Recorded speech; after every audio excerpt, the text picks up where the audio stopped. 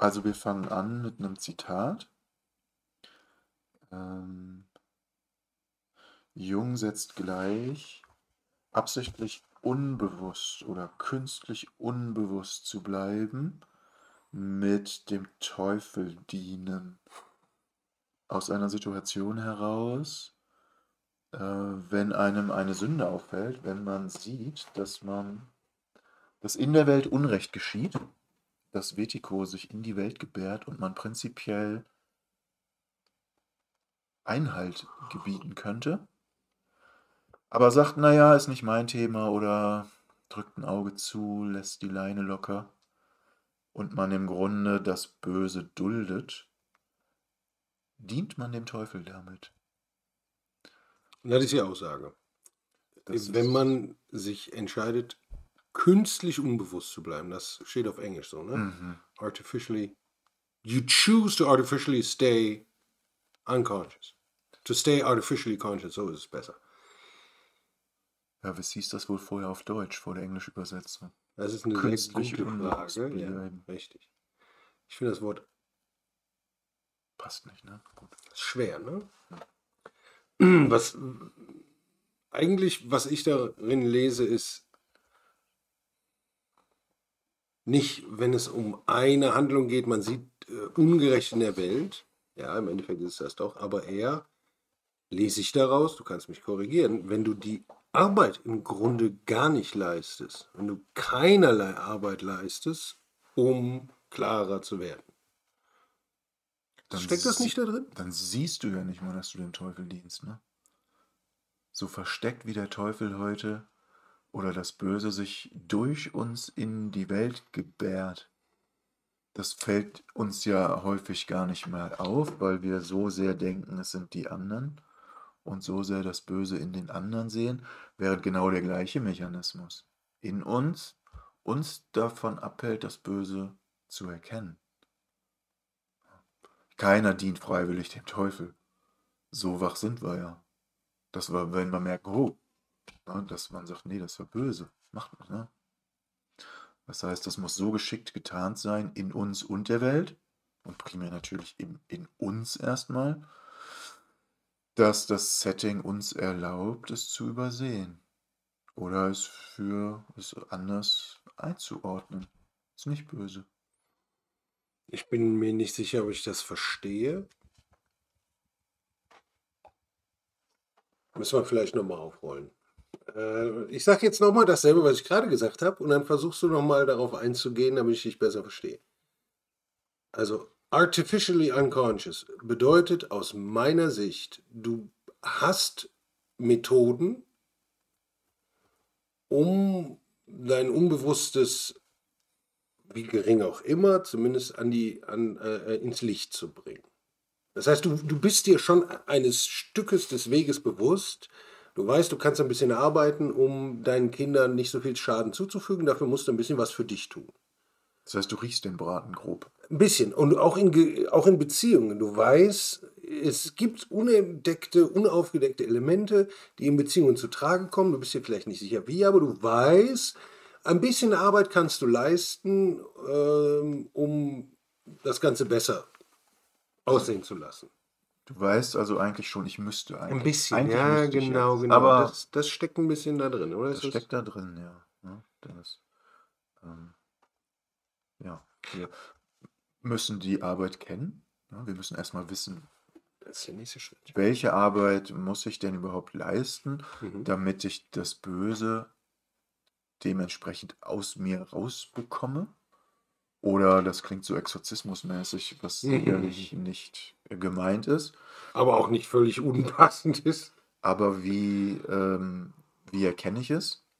Was ist es? Wie verhält es sich? Gut. Und dafür, ja, benutzen wir, das ist nicht unsere Idee oder unsere Kategorisierung, aber vielleicht den Begriff der kleinen Arbeit, der inneren Arbeit. Ja, das benutzt du gerne richtig. Das habe ich auch schon gelesen. Und wir hatten ja witzigerweise auch gerade einen Konflikt, dass manche Menschen, nicht wir beide, aber dass manche Menschen meinen, man müsste direkt mit der großen Arbeit anfangen und rausgehen Ach, das ist die große, ja, das Anwenden in der Welt, das in die Welt bringen. Genau, das Verändern im Endeffekt der Welt, Mhm. weil man ja probiert, das Böse dann in der Welt auszutreiben. Aber wenn Ja, man das noch nicht aus sich selber verscheucht hat, ja, dann jagt man klassischerweise Windmühlen, weil der Mechanismus der Projektion eben noch gar nicht unterbunden ist. mhm. Ähm, Genau. Das heißt, wir müssten jetzt im Endeffekt die Mechanismen studieren und die Werkzeuge studieren. Erstmal müssten wir herausfinden, wie die gesamte Arbeit, nee, nicht die Arbeit, sondern wie die Archetypen im Unterbewussten funktionieren, welche Projektion, wir müssten Projektion verstehen. Ne? Vielleicht kannst du das ja gleich mal ansatzweise erklären. hm, Wir müssten Projektion verstehen und dann müssten wir wirklich die Mechanismen und die Werkzeuge kennenlernen. ja, und dabei haben wir einen kleinen Mechanismus. Ne? Also wir sind direkt in Jungscher Psychologie, Mhm. wobei wir sehen, dass das Wetico-Konzept, so wie es von Paul Levy verbreitet wird, oder so wie es Stand seines Wissens ist und meines Wissens oder unseres Wissens, in der Interpretation gibt es eben die Säulen Jungsche Psychologie. Darin finden sich die Archetypen, das kollektive Unbewusste, sicherlich der Mechanismus der Projektion, Mhm. Das ist ein Klassiker daher. Klassiker. Ja. Ähm, Dann noch sowas wie, was ist das wahre Selbst? Wer bin ich in diesem ganzen Spiel? Ein ganz entscheidender Faktor haben wir diskutiert. Wo wir dann auch wirklich die Grenze zu Jungscher Psychologie überschreiten und ja, mehr spirituelle Lehren mit einfließen lassen, besonders die östlichen Lehren des Buddhismus und aus dem Hinduismus. Das Advaita Vedanta Mhm. ist da, was unseren Weg angeht, maßgebend. Und durchzogen, oder andersrum, es durchzieht Pauls Arbeit mit Auf Wetiko jeden Fall, auch, auf richtig? jeden Ja. Fall. Es geht dabei immer um die praktische Erfahrung, wer bin ich, und nicht um das mentale Verständnis, wer bin ich. Mhm. Ja, das ist sehr einfach zu verstehen, was ist das wahre Selbst, und es ist eine Welt dazwischen, es zu repräsentieren. Und gerade die Arbeit schafft sehr viel Klärung, ähm, und zeigt im Endeffekt auch, wenn jemand das Resultat repräsentiert, sieht man den Unterschied deutlich mit einem ganz anderen Auge, mit einem ganz anderen Wahrnehmungsorgan, als wenn jemand den Prozess irgendwie verstanden hat. Mhm. Sind wir wieder bei Morpheus. Walking the path is different from knowing the path. Den Weg zu gehen ist völlig anders, als den Weg nur zu kennen. Mhm. Ähm, Dann haben wir natürlich die Säule der Alchemie. Genau, was wirklich auch schon Jungsche Psychologie schneidet, Jung mindestens. wird gerne bezeichnet als der Alchemist, klingt negativ, aber als jemand, der alchemistische Gesetze noch befolgt hat und dem das bekannt war, Na, die ganze innere Arbeit, Symbolik die ganze Symbolik knüpft daran an, ne? Ja. und auch seine praktische Technik der aktiven Imagination.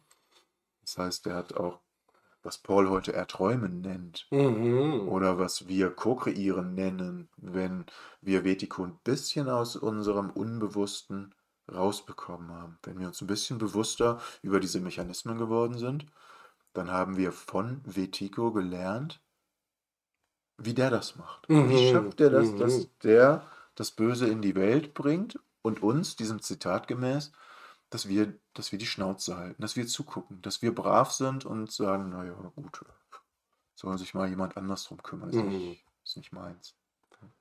Das wäre interessant. Welche Säule hatten wir noch? Wir lernen dann also den Mechanismus von Wetiko. Mhm. Und wenn wir dann Wetiko ein bisschen aus der Gleichung rausbekommen, aus unserem ko-kreativen Prozess, können wir sowas machen, was Jung aktive Imagination nannte. Ja. Ja, Ist dass das wir aber eine auch, Weiterentwicklung von Assoziation? das ist eine gute Frage, es geht in die In gleiche der, in der, Richtung. in der freudschen Psychologie Das haben die ist, viel mit Assoziieren gearbeitet, was eher so ein passiver, reflektorischer Prozess ist. Und dann gehst du einen Schritt weiter und machst dann, mach's bewusst, ne? ich Lenkst träume das ein jetzt. bisschen. Ah Lenkst ja, das ein bisschen, was will ich denn genau. kreieren? Und Interessant. damit sind wir im Grunde ja, bei dem Aspekt, der etwas später im Vetico-Konzept anfängt, weil man erst wirklich sehr beschäftigt damit ist, die Negativität rauszukriegen, die Traumata irgendwie zu verstehen, den Mechanismus der Projektion zu verstehen, um dann irgendwann zu sagen, so, jetzt bin ich König im eigenen Haus, mein Kind ist einigermaßen in Sicherheit vielleicht, äh, jetzt vorwärts, ne? Los, Mhm. lauf, Karren, lauf, kleiner Streitwagen. Wir gehen jetzt in die große Schlacht. Wir haben die Kriegerschule irgendwie beendet. Wir wissen jetzt, wie man das Schwert halten muss. Und sind stark genug vielleicht, ne, Ja, um und den haben Gegenwind richtig auszuhalten. Treibstoff. Ne? Wir laufen jetzt nicht mehr auf irgendwie versteckten, traumabasierten Ego-Motiven, sondern haben die getrennt, differenziert betrachtet, haben gesehen, das ist nicht das, wer wir wirklich sind. Das hingegen ist das, wer wir wirklich sind. Und Mhm. haben im Grunde im Bestfall eine innere Einheit wiederhergestellt zwischen uns und dem Universum Mhm. oder dem lieben Gott über das Herz. Und da bekommen wir eben das Futter. Da bekommen wir die Nahrung. Ja, und im Optimalfall ist das Herz weit und weise geworden und Belastbarer. belastbarer. Wir sind leidtragensfähiger geworden, Mhm. ja, bereit, verletzt zu werden, ohne zurückzuweichen vom Weg. Das heißt nicht, dass es masochistisch ist oder dass man das gerne wählt oder dass es nicht mehr wehtut, sondern dass man weiß, wofür es gut ist. Dass man eine Möglichkeit gefunden hat, im Optimalfall es im alchemistischen Kessel zu nutzen, zu Mhm. verbrennen. Ja. Oder zumindest den kleinen Mechanismus entdeckt hat, das ist mir egal, wenn der Vertigo durch mich, wie auch immer, mit welchen Tricks auch immer, probiert, mich zurückzuerobern, ich bleibe auf meinem Kurs. Mhm. Ne, ich bin nicht mehr schmierbar von dem. Oder man kann kleine Wunden selber heilen. Ja, Man lernt, wie man sich einen Arm verbindet und nicht verblutet. ja, Okay, man lernt ein bisschen dazu und so verändert sich die ja. Arbeit. Das Cypher aus der Matrix ist ein schönes Beispiel. Der war sehr schmierbar. Der hatte großes Bedürfnis, unbefriedigte Bedürfnisse. Der wollte wieder ein Steak essen in der Matrix. Der wollte ignorant sein. Ne? Der hat gesagt, ich weiß, das ist böse, aber ich bin lieber ein Diener des Teufels oder lieber Ja, Gott in der Hölle mhm. als ein Diener des Herrn. Das stimmt. Er hat so ein bisschen die Welt der Sensorik, dieses, wie nennt man das noch? Die Matrix. Hedonismus Hauptsache mir geht's gut. vor der Wahrheit gewählt. Ja, Ne? das Ignoranz bevorzugt. Genau, er bevorzugt Ignoranz, das ist erstaunlich. Und das ist ein bisschen aus Das unserem ist Zitat. genau richtig. Künstlich unbewusst bleiben. Künstlich unbewusst bleiben. Ich tue so, als würde ich es nicht Mhm. wissen. Und ich glaube sogar, dass die Matrix ihm anbietet, dass sein Gedächtnis getilgt wird, ne? Ja, ja. Alle Erinnerungen weg und er will Künstler werden oder irgendwas Genau. mit Ruhm. Vielleicht noch ein bisschen Geld auf der Ja, Kante auf jeden haben, Fall. Geld muss weil er er haben. verrät ja auch seine Kumpels, seine Ja. Freunde, ne? Schön. Das heißt schmierbar, ne? Welche Schmierbar. unentdeckten Motive sind da noch, hinter denen sich das Ego versteckt?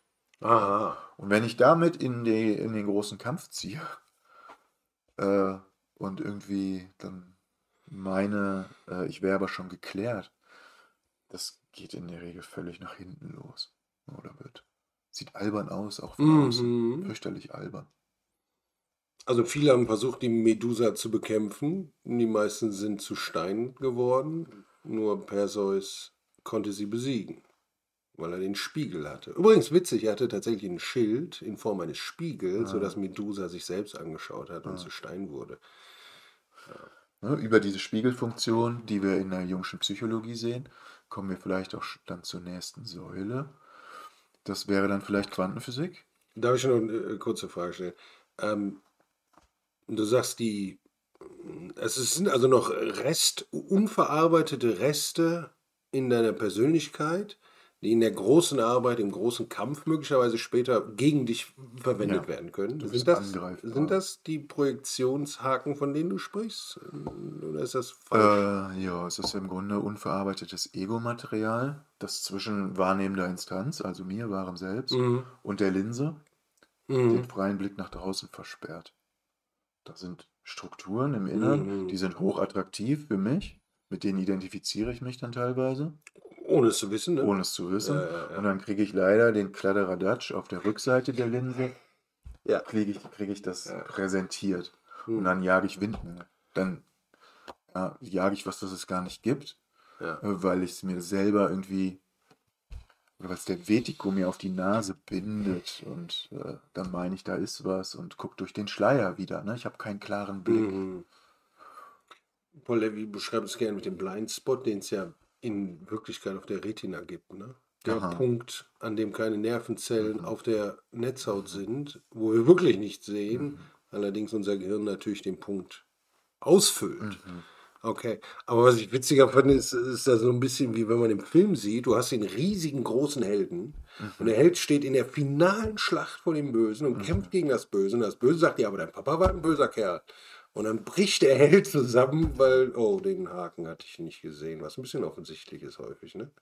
Genau. Das war bei Superman gegen Batman so. Verzeihung, dass ich Popkulturreferenzen mache, aber am Ende finden die beiden heraus, dass sie dieselben Mütter haben mit denselben Namen und irgendwie Mutterkomplexe haben. Bei Superman und Batman. Hätte ich anders erwartet. Ich meine, das ist die große Verzeihung. Heldenreise, ne? Odysseus. Verzeihung. Odysseus landet auch an dem Punkt. Ich erinnere mich nicht genau, wie es ist, aber Okay, du gehst da durch, aber nicht mehr am Ende. Am Ende solltest du sowas Banales, in Anführungsstrichen, wie Mama, Papa vielleicht verarbeitet haben, bevor du dann gegen Sauron ins Feld ja. ziehst. Okay, verzeih. Gut. Du wolltest das Also wir Thema sind bei, schwenken? ne, wären dann von Psychologie, Alchemie, die sich sehr verschlingen oder Mm. ineinander vernetzen, eigentlich ineinander übergehen. Ne? Vielleicht doch nochmal zur Alchemie, dass man, das ist ja eine ganz andere Ansicht, dass man merkt, hier ist ein Kessel, ein System, ein Labor, ein Ich.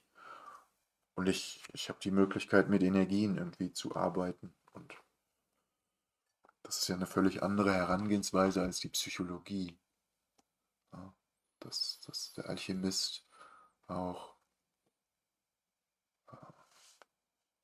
arbeitet mit Energien und guckt, wie kriege ich jetzt aus dem irgendwie mein Resultat? Ne? Welche Qualität muss ich aus meiner Seele oder Psyche erzeugen oder produzieren, Mhm. um die Charaktereigenschaft oder meine Charakterschwäche oder mein Trauma zu überwinden? Ne? Oder den Vertigo im Endeffekt im Inneren zu überwinden. Und kommen dann zur nächsten Säule, ja, Quantenphysik. Ein Riesenthema. Ähm, Das macht bestimmt erstmal Angst irgendwie auch, weil das verstehen die schlauesten Menschen nicht. Wir verstehen das auch nicht, das ist vollkommen okay. Das weiß man auch, man kann das nicht verstehen. Wer meint, er versteht, das hat es höchstwahrscheinlich nicht verstanden. Und man landet eigentlich immer wieder bei Paradoxen, bei Absurditäten, die sich für unser normales, zweiwertiges, zweidimensionales, logisches Denken von ja, nein, oben, unten, links, rechts, ähm, die sprengen einfach diese Mhm. Dimension. Nehmen sich davon ab. Und die Arbeit damit in diesen Kategorien und Gedankenexperimenten weitet eben das Denken. Ja, Also, genau, so sie ist wie die, fundamental entscheidend. ja, Richtig. so wie die Psychologie Und vielleicht oder die erlaubt. innere Heilarbeit das Herz weitet, ja, und uns verletzbarer macht, dass wir sagen, ich kann Schmerz tragen, das ist okay. Es stört mich nicht sonderlich, ne? Ich Mhm. genieße das nicht. So macht vielleicht die Dehnung des Verstandes ein Spiel mit Absurditäten, mit Gedankenexperimenten, mit Vertigo allgemein, dem Konzept, dass man es aus unterschiedlichen Aspekten betrachtet und die Spezifität der, der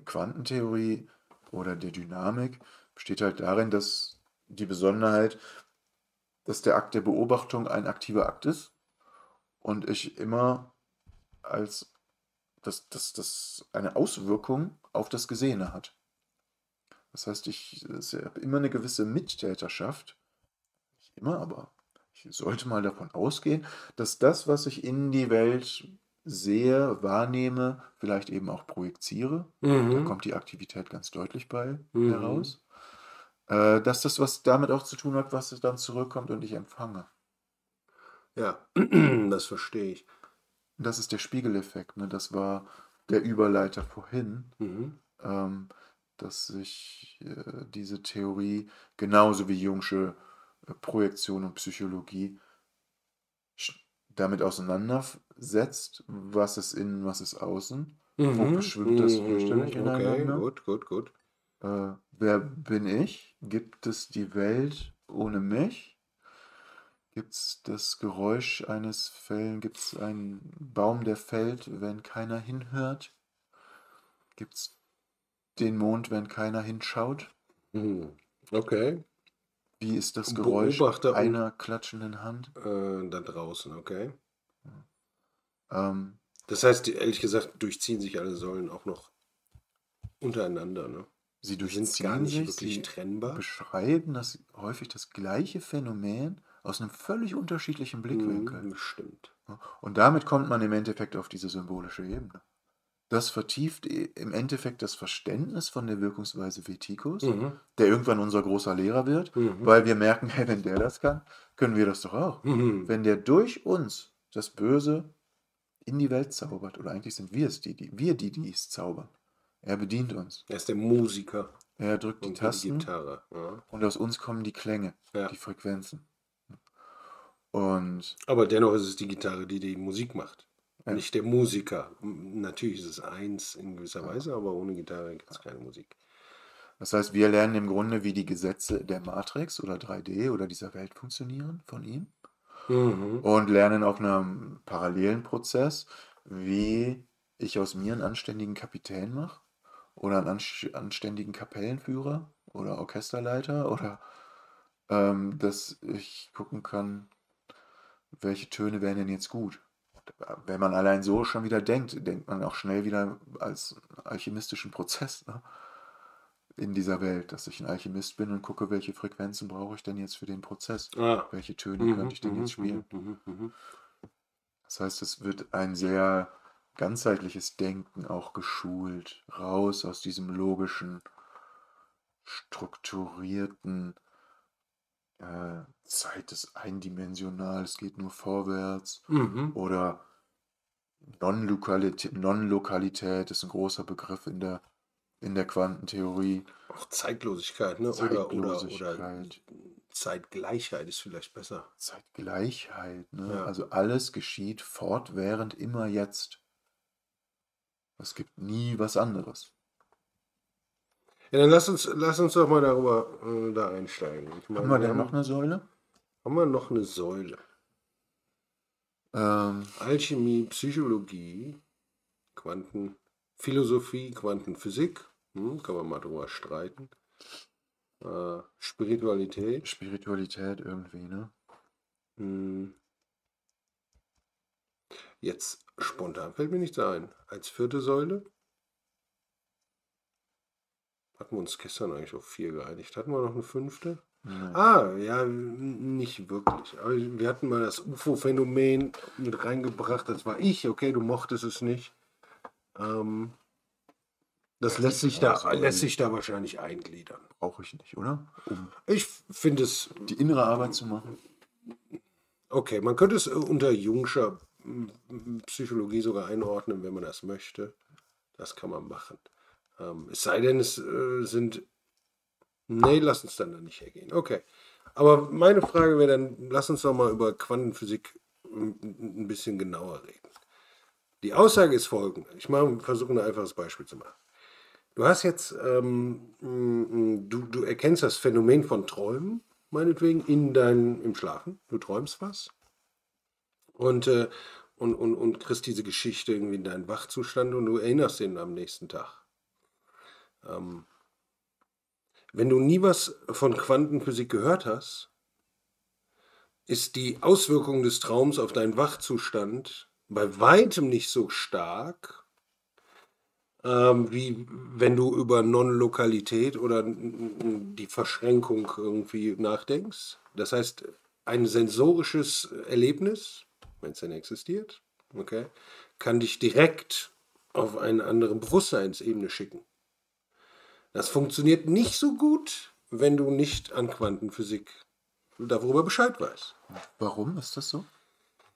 Ähm, Ich versuche mal ein Beispiel zu machen, was privat ist. Wenn ich zum Beispiel in einen Keller gehe, in der Bar, in der ich arbeite, dann gehe ich da runter und rieche zum Beispiel ganz gerne mal Urin.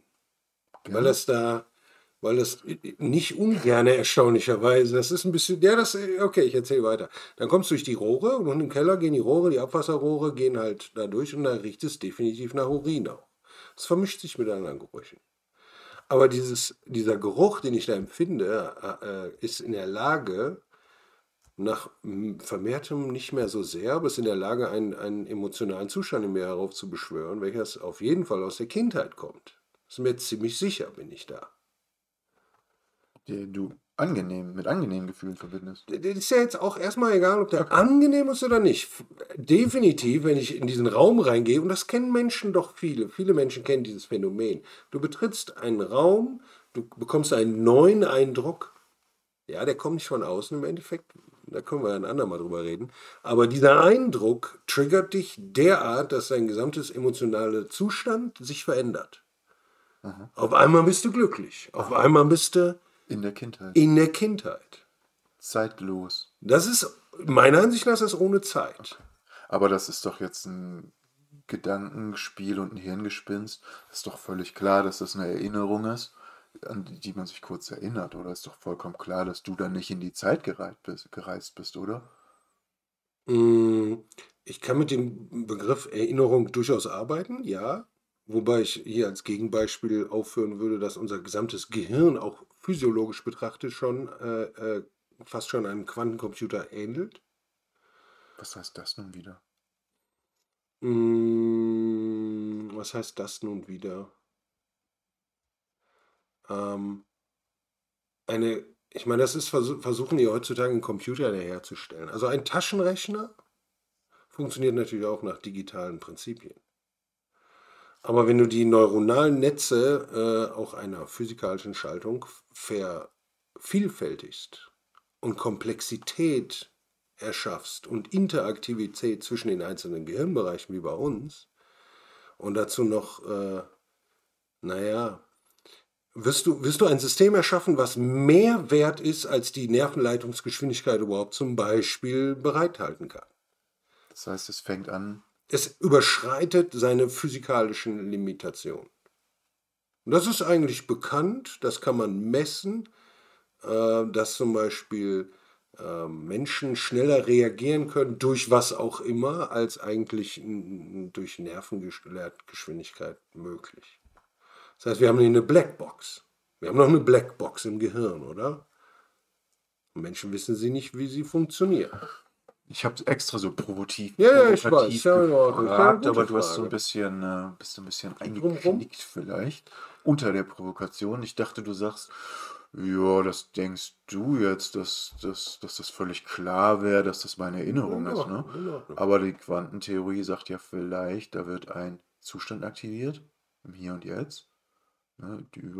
Und diese Energie, die aktiviert wird, über die Perzeption von außen, Mhm. ja, versetzt dich natürlich nicht wirklich zurück in die Kindheit, aber auf der Ebene des Erlebens. Absolut. Das heißt, ne, mit geschlossenen Augen, wenn du so magst, und wenn wir über den Prozess des aktiven Imaginierens nachdenken Mhm. oder des Alchemistens, der mit Energien umgeht, ne, haben wir vielleicht über so etwas einen direkten Kontakt geschaffen zu etwas, was völlig außerhalb von Raum und Zeit liegt, Genau, das. aber dennoch verbundenes über Bewusstsein, dass diese Energie aktiviert wird. Ja. Gut, schön zusammengefasst. Vielleicht etwas weit gefasst, der Bogen, aber Ich versuchte nur ein Beispiel zu nehmen und ich glaube, dass viele Menschen ein ähnliches Beispiel haben. Das ist alltäglich. Gut, fein. Es ist halt über lineare Prozesse relativ schwer zu erklären. Hätte ich eben nicht. Ist doch ganz klar, dass du eine Erinnerung hast, die wird aktiviert, neuronale Netze werden aktiviert und du verbindest das miteinander. Das ist eine Erinnerung, die wird aktiviert durch den Geruch. Mhm. So ein Reiz, Pavlovscher Hund. Der Hund weiß immer noch die Knocheninhalte, das er vor 20 Jahren gelernt hat. Okay, Gegenbeispiel. Ja, vielleicht ist es falsch. Mag sein. Aber Linearität ist was sehr Interessantes, ne? Das ist ja das, was uns dann diese Theorie auch lehrt, dass das Universum eben diese klassische Linearität, so wie wir meinen, sie zu erfahren, dass es das eigentlich nicht gibt. Nach diesen Gesetzen. Dass eben eher Begriffe wie Non-Lokalität, also es gibt keine wirkliche Örtlichkeit, sondern es befindet sich alles in einem Feld. Welches funktioniert ohne Örtlichkeit? Ich meine, wo kommt das her? Quantenverschränkung zwischen zwei Teilchen. Hm? Die Aussage, dass zwei Teilchen, die einmal zueinander und die einmal in Kontakt miteinander waren, wenn sie jetzt getrennt werden, das wurde in Versuchen ja bewiesen, wenn sie jetzt getrennt werden über Distanz und du änderst den Spin eines Teilchens, dass das andere Teilchen, welches vormals verbunden war, denselben Spin-Impuls auf einmal zeigt. Gleichzeitig. Genau, Außerhalb dieser richtig, normalen Vernetzung, wie wir richtig, es kennen, nichts geht schneller als Lichtgeschwindigkeit, genau. sondern doch gleichzeitig. Exakt gleichzeitig. Das Phänomen kenne ich, ist mir bekannt. Jetzt kenne ich auch noch das Tunnelphänomen, das im Endeffekt zeigt, dass Teilchen an einem anderen Ort auftauchen, durch eine Art Tunnel getaucht sind. Die tauchen woanders wieder auf, ohne Zeitverzögerung. Das heißt, die reisen nahezu ohne Zeitverzögerung. Ja, der existiert auch, den kann ich aber nicht wirklich gut. Das sind jetzt alle im Entschuldigung, im atomaren Bereich, im subatomaren Bereich nahezu sogar. Wir reden hier von Kernteilchen, von, Okay, das heißt, wir haben da irgendwie funktioniert das. hinter unserer normalen Newtonschen Weltbild und unserem logischen Denken, irgendwie so wie wir es gewohnt sind im Alltag, morgens stehe ich auf, koche mir einen Kaffee, fahre zur Arbeit, brauche ich keine Quantentheorie für. Aber wir merken irgendwie an dieser Quantenverschränkung, was man auf der Ebene des Bewusstseins vielleicht auch Empathie nennen könnte oder Hellsichtigkeit oder Hellhörigkeit oder auch Intuition, ähm, dass es noch eine tiefere Welt gibt, ein tieferes Feld, um genau zu sein, Mhm. das Jung das kollektive Unbewusste nennt, ähm, das eben die Quantenphysik als Quantenfeld oder nicht lokales, nicht zeitliches Hintergrundfeld. Äther war mal so ein Begriff, der dem vielleicht auch irgendwie relativ nahe kommen könnte. Ähm, Zumindest ein Feld gibt, in dem es ganz andere Gesetze herrschen. Gut. Und die Teilchen irgendwie aus dem Vordergrund, aus der Sichtbarkeit verschwinden und irgendwie in diesem physikalischen Vakuum, in dieser Leere, Ziemlich verrückte Dinge machen. zeitlos Riesenräume, die es hier vorne nicht gibt, auf einmal überwinden und gleichzeitig da hinten dem anderen Teilchen sagen, ey, du musst jetzt dich auch bewegen, du musst auch deinen Spin verändern. Zum Beispiel. Das heißt, wir haben da die Ebene dieses Feldes, wo wir eigentlich hinwollen, ein bisschen mit unserer Erklärung. Ja. Sind dann in einem Raum, den wir ganz schwer nur noch mit linearem Denken auch beschreiben können. Ganz schwer. Wir müssen eher in die Bereiche Wahrscheinlichkeiten reingehen, Potenziale sehen, Wahrscheinlichkeiten betrachten, weil die ganze Quantenphysik über auch Wahrscheinlichkeiten beruht. Die Wahrscheinlichkeit, dass ein Ereignis eintritt, hat eine Zahl. Äh, Ja, das sind Quantenzustände, ne? Ist dann nicht mehr so bei Schrödingers Katze zum Beispiel, wenn man in der Box eine Waffe zündet und man weiß nicht, ob die Katze tot ist oder lebendig, dann muss man erst nachgucken und dann sieht man ja, die Katze ist tot, die Kugel hat die getroffen oder die Katze lebt noch. Mhm. Und jetzt sagt unser Denken natürlich, ja, vorher ist doch ganz klar, die ist tot oder lebendig. Aber da irren wir uns. Und die Katze ist in Wahrscheinlichkeitsräumen und Zuständen und sie kann durchaus lebendig und tot sein. Mhm. Und das ist nicht nur in unserem Kopf so, dass wir das als Erklärungsmodell nutzen, sondern das sind Zustände, wo das Universum, das sogenannte Außen, erst einen Beobachter braucht, damit sich dann aus diesem Aus dem unklaren Gewand, Potenzial, aus dem aus dem Feld Potenzial, vielleicht genau. auch, Mhm. Mhm. äh, etwas realisiert und manifestiert. Genau.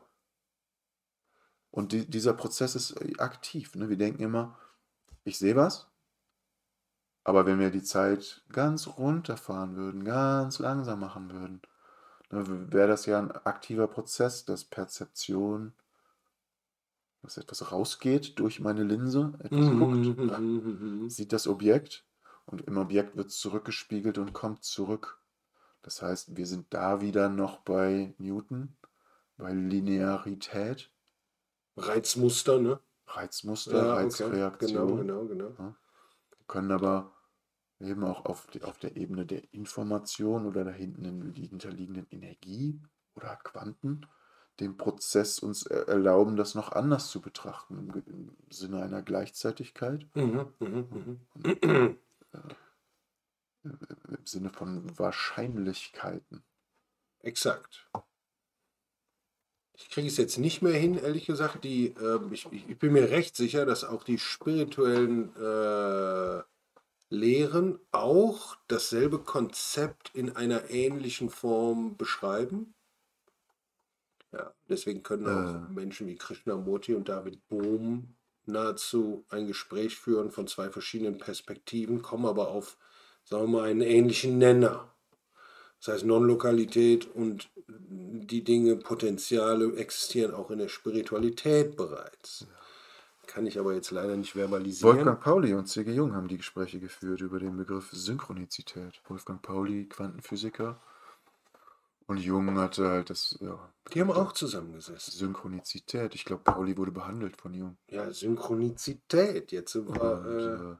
eine Synchronizität ist halt ein Ereignis, das im Außen eintritt, passiert uns ständig, aber das sich vielleicht sogar anbahnt über gewisse Symbole oder dass ich im Inneren etwas denke und eine Sekunde später oder gleichzeitig sehe ich das im Außen.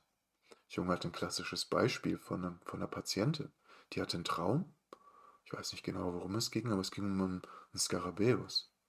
Und Jung hat hier quasi, ich glaube, es ging darum, kann das sein, dass mein Inneres mit daran beteiligt ist, was ich nach außen projiziere, dass mein Traum eine magische Botschaft für mich enthält, die ich nicht sehe, Mhm. dass ich ko-kreative Fähigkeiten habe in diesem Universum.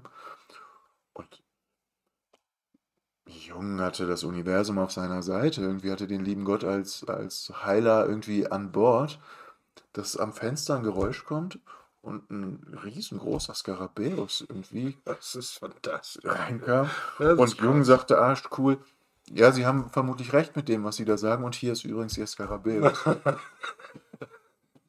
Ja, Sensation. Und entsprechend Äh, lang waren die Gesichter, ja, sagt man nicht, überrascht und absolut. baff, ne, dass man eben auch merkt, wir sind hier nicht auf der Ebene des logischen Verstandes, sondern wir sind hier auf der Ebene des Wunders, Mhm. Mhm. des Zauberns, Ja. der Magie des Universums. Wenn ich mich einmal dafür auch einlasse, ich bin ein offenes System. Ich, ich, ich weiß nicht, wer ich bin, ich weiß nicht, was ich bin. Durch mich durch geschehen Prozesse und ich bin im ständigen Kontakt mit dem lieben Gott, dem Universum, meiner Außenwelt, anderen Menschen. Das heißt, ich bin vernetzt, ich bin in diesem Universum völlig vernetztes, über kollektives Unbewusstes, über Quantenfelder vernetztes, ja, ich sag gern ein Kondensationspunkt von Bewusstsein, ein Kondensationskern, wie, wie in einem riesengroßen Ozean, überall Wellen sind vielleicht. Ja. Und da kondensiert sich Bewusstsein drin. Das Das, heißt, da kommt was aus der Tiefe raus, was vielleicht im Feld gerade da aktiv ist. Ne? So lässt sich vielleicht erklären, dass die Deutschen ein anderes Nationalverständnis haben als die Franzosen oder die Spanier. Und das ist ein kollektives nationales Feld, was eine Identität definiert. Da wird man schon reingeboren, dann in diese Informationen, ja. die da immer irgendwie sind. Und dann Und fällt mir gerade Sheldrake ein, ehrlich gesagt, der Rupert über, Sheldrake. über seine morphogenetischen Felder Ja, sprach, die in sich, ehrlich gesagt, auch Non-Lokalität und Zeitgleichheit voraussetzen.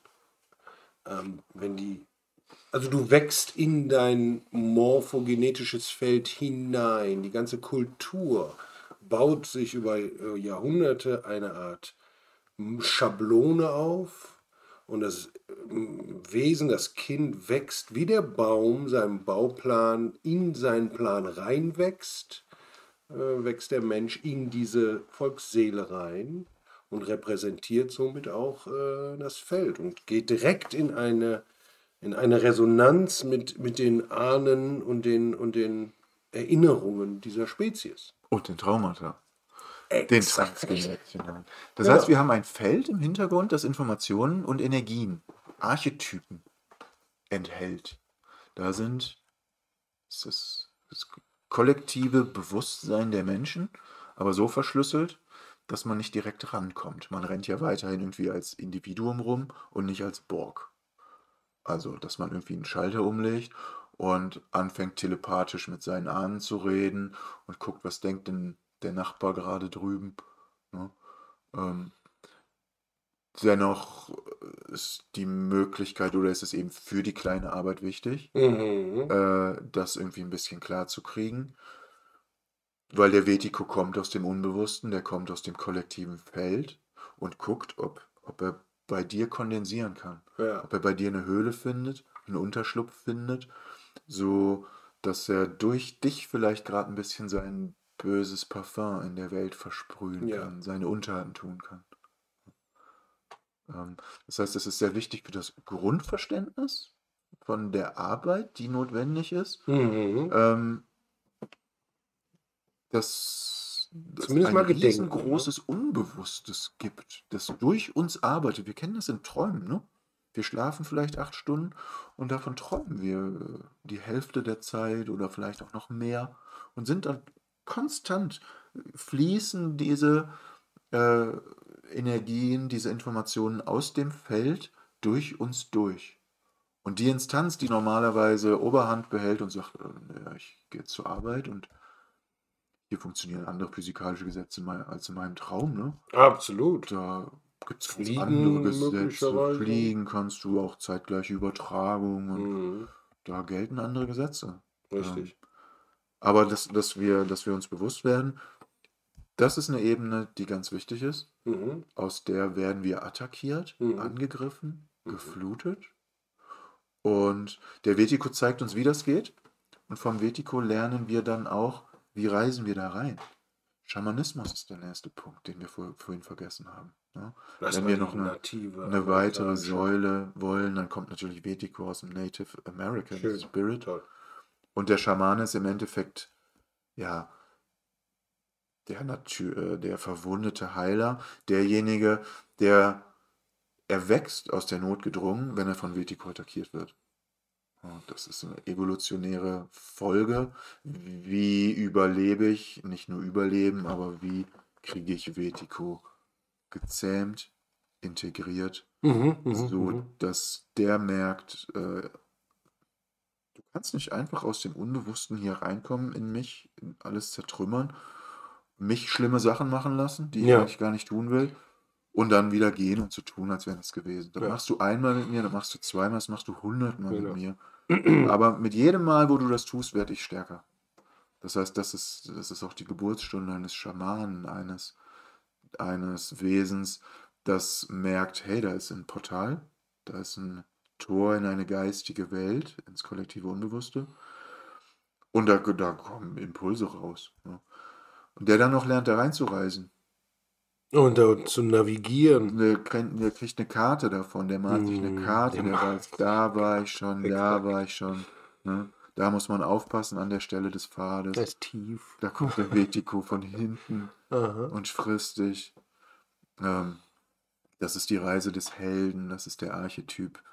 Man reist des Schamanen, des verwundeten Heilers, des Christus im Endeffekt auch. Dass das Leiden so groß ist von der Schamanenkrankheit, was Vertigo auch ist, dass man über sich selbst hinauswachsen muss und wirklich das wahre Selbst finden muss.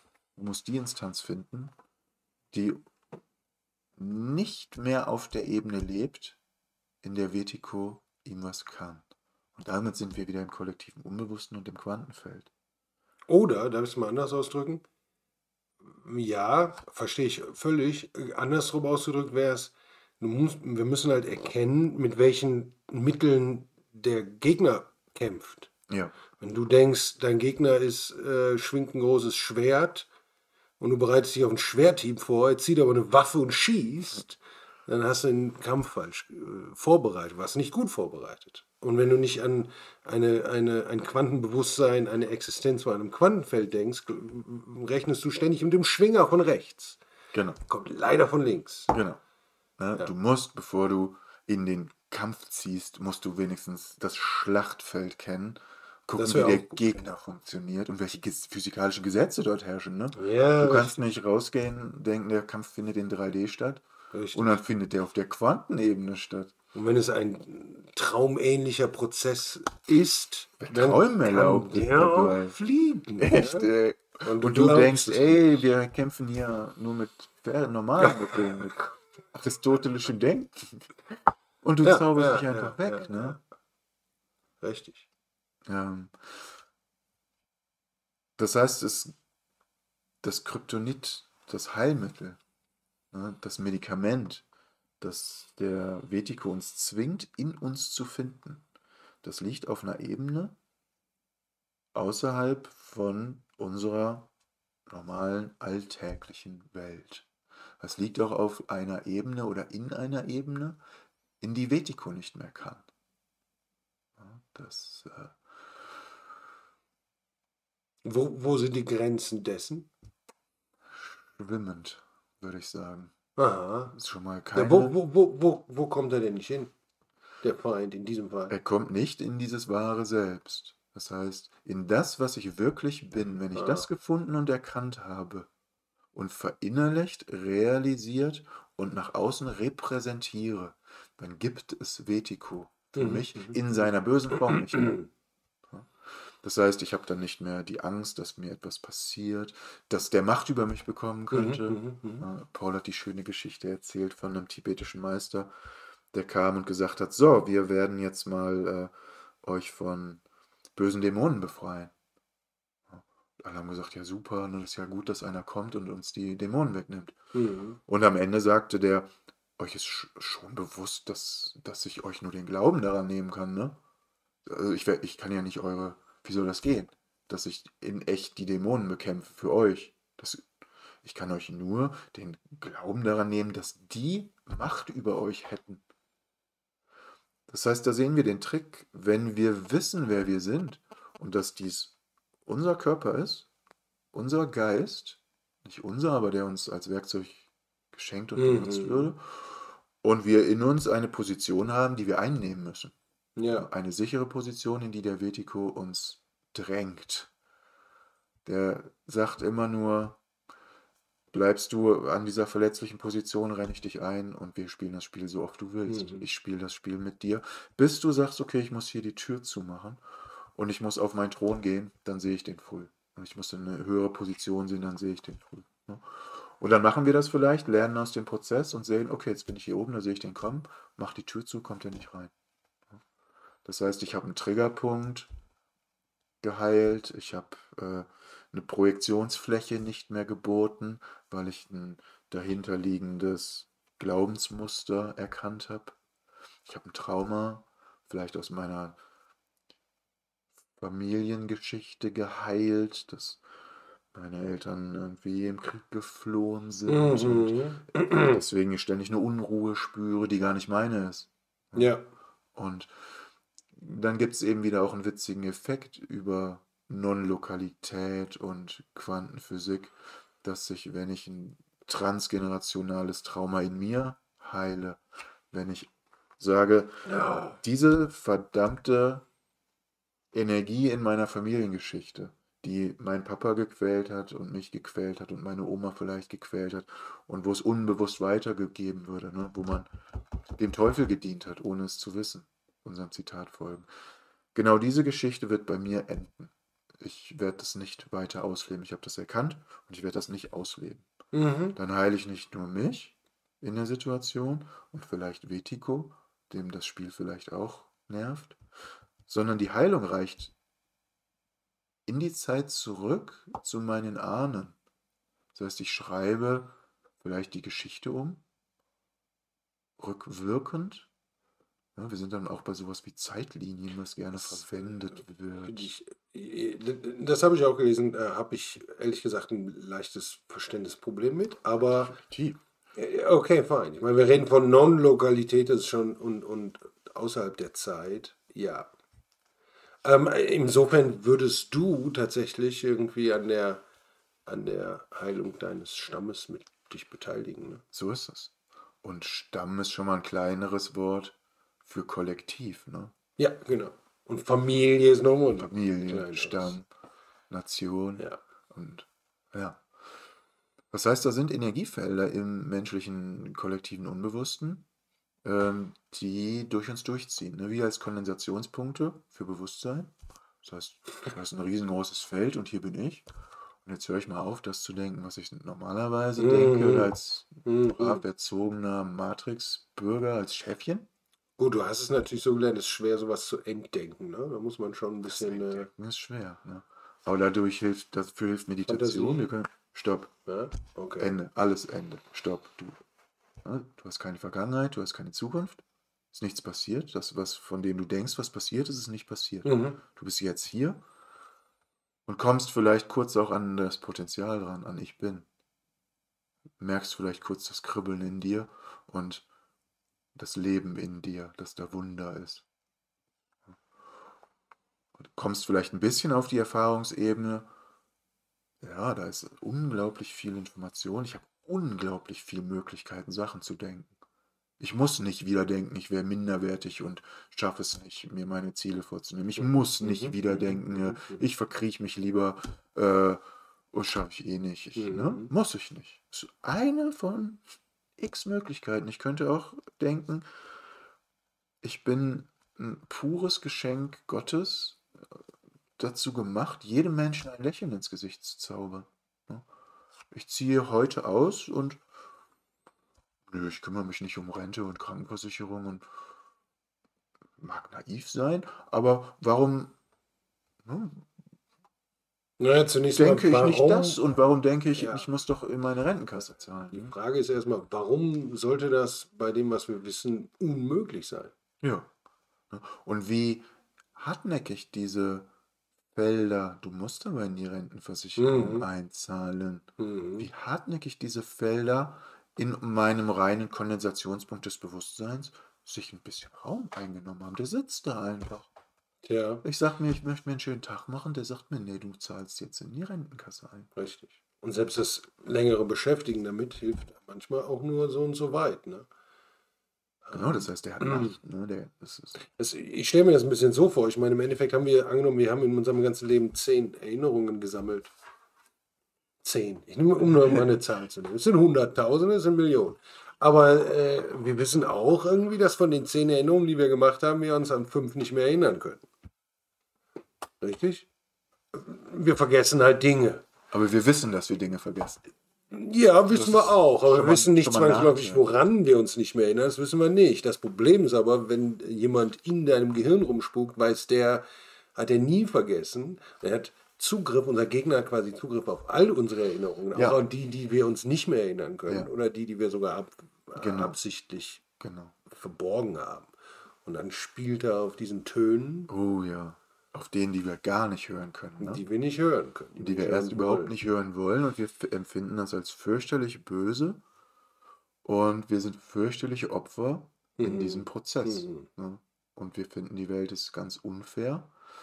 Gott hilft uns auch nicht mehr. Spiritualität kann dann ziemlich trocken werden, Ja, das stimmt. weil es funktioniert nicht. Kein Kontakt. Kein Kontakt. Ich bete, ich meditiere, Und ich er fühle mich hört vielleicht nicht mal ein bisschen zu. ganz gut, aber ich poliere an der Oberfläche rum Mhm. und merke, in der Tiefe wirken Mechanismen. Und die haben Power über mich und die lachen über meine albernen Versuche. Mhm. Mhm. Ähm, Und man sich gar nicht mehr vorstellen kann, das gar nicht zu sein. Ne? ja, Dieses kleine Wesen. ja, Und da gibt es ja noch einen anderen Mechanismus in der Quantenphysik und der ist ja die Unschärferelation. Ne? Das ja in Wirklichkeit bedeutet, dass obwohl Lichtquanten sowohl Welle als auch Teilchen sein können, es aber darauf ankommt, welches dein Messgerät ist. Das heißt, die Art und Weise, wie du an ein Phänomen herangehst, bestimmt schon das Ergebnis. ja, Weißt du? Damit wird das andere natürlich unsichtbar. Wenn ja. du immer nur denselben Messapparat benutzt, wirst du immer nur dasselbe Ergebnis haben. Wenn ich, Es sei wenn denn, du ich, benutzt vielleicht wenn einen ich anderen nur einen Apparat. Hammer habe, werden alle meine Probleme wie Nägel aussehen. Exakt, das ist ein schönes Bild. Ja. Wenn du nur einen Und es Hammer ist, hast, ist es alles ein zeigt Nagel. wunderschön auch weiter, warum wir auch so viele Blickwinkel brauchen, um Wetiko zu betrachten. Das Viech, es hat keine eigenständige Existenz und es ist ein Gestaltwandler, das ist ein Shapeshifter. Der ist heute grün und morgen rot. Ne? Das heißt, wenn ich ihn immer nur aus dem spirituellen Aspekt betrachte, wird er mir immer nur seine spirituelle Seite zeigen. Mhm. Stelle ich mir aber die Frage, was ist denn zum Beispiel, wenn Wetiko von Aliens irgendwie absichtlich in mein Gehirn implantiert wurde, um mich zu einem erntefähigen, lusch produzierenden Nahrungsmittel zu bereiten. So kann ich einfach mal dieses Konstrukt benutzen. Gemäß Unschärferelation, wie du es gerade beschrieben hast, habe ich ein völlig anderes Werkzeug Du zur willst Messung. absolut, ganz Ich genau. werde völlig andere Aspekte rausbekommen, als wenn ich immer nur Ja, die richtig. Zeit messe Richtig, oder immer richtig. nur die Lokalität Mhm. messe. Mhm. Da kann Ja, der Stein einmal ein Werkzeug sein zum Schmeißen oder ein Edelstein, ne? Je nachdem, wie wir das betrachten. Also das ist richtig. Insofern ist der Gegner genauso mannigfaltig wie die Menschlichkeit an sich. Ne? und noch mehr Und noch vermutlich. mehr vermutlich. Also über Menschlichkeit kommt der hinaus. Inwiefern? Ja, wie Gott, ne? Wenn es eine dunkle Seite Gottes ist oder ein Demiurg dieser Welt, Mhm. dann hat der hier die Gesetze irgendwie mitgemacht, Mhm. die wir nicht mitgemacht haben. Wir müssen die von dem lernen, wie es läuft. Ja, wir sind vielleicht auf dem Weg dahin und er ist unser Lehrmeister. Ähm, aber bis wir eigentlich verstanden haben, okay, du da draußen, Boss, ne, irgendwie Mhm. deine Welt hier, deine Gesetze, Okay. aber ich hier drin, Boss. Ist-Zustand und potenziell, okay, ich verstehe, was du meinst. Ja, absolut, genau. Aber Man ne, muss ja erstmal von dem anfangen, wo man ist. ja, Richtig, etwas, was er uns zeigt. Ne? Ich hier richtig, drin, Boss. richtig. Und das ist ja der ersten, ein großer Step, den man irgendwie erreicht hat auf dem Pfad, äh, wenn man das eigene Gefäß so weit dicht kriegt und nicht mehr ständig Windmühlen jagen muss und nicht mehr ständig Opfer der eigenen Projektionen ist, nicht mehr ständig melkbar ist und Angst erzeugt, Lusch erzeugt, ja, nicht ständig auf die Tricks Vetikos reinfällt ähm, und von ihm einfach nur bedient wird. Ja, und auch noch irgendwie die gebauten Häuser anderer Leute eintritt. Wo wir wieder beim Anfang wären, bei dem Zitat, dass es einen satanischen Aspekt hat. Ja, Ne? Ja. ne, das ist ein anderes Zitat, das du, glaube ich, mit einbringen wolltest, dass es seine Arbeit nicht zu tun, ist satanisch, ne? Nicht mitzuarbeiten. Sind wir nicht davon ausgegangen? Das war doch Ja, aber unser ich glaube, Start. jetzt die Mark Passio-Version ist ein bisschen anders, ne? Die ist ein bisschen drastischer, ehrlich gesagt. Hast du sie im Kopf oder sonst würde ich so weiter suchen? Nö.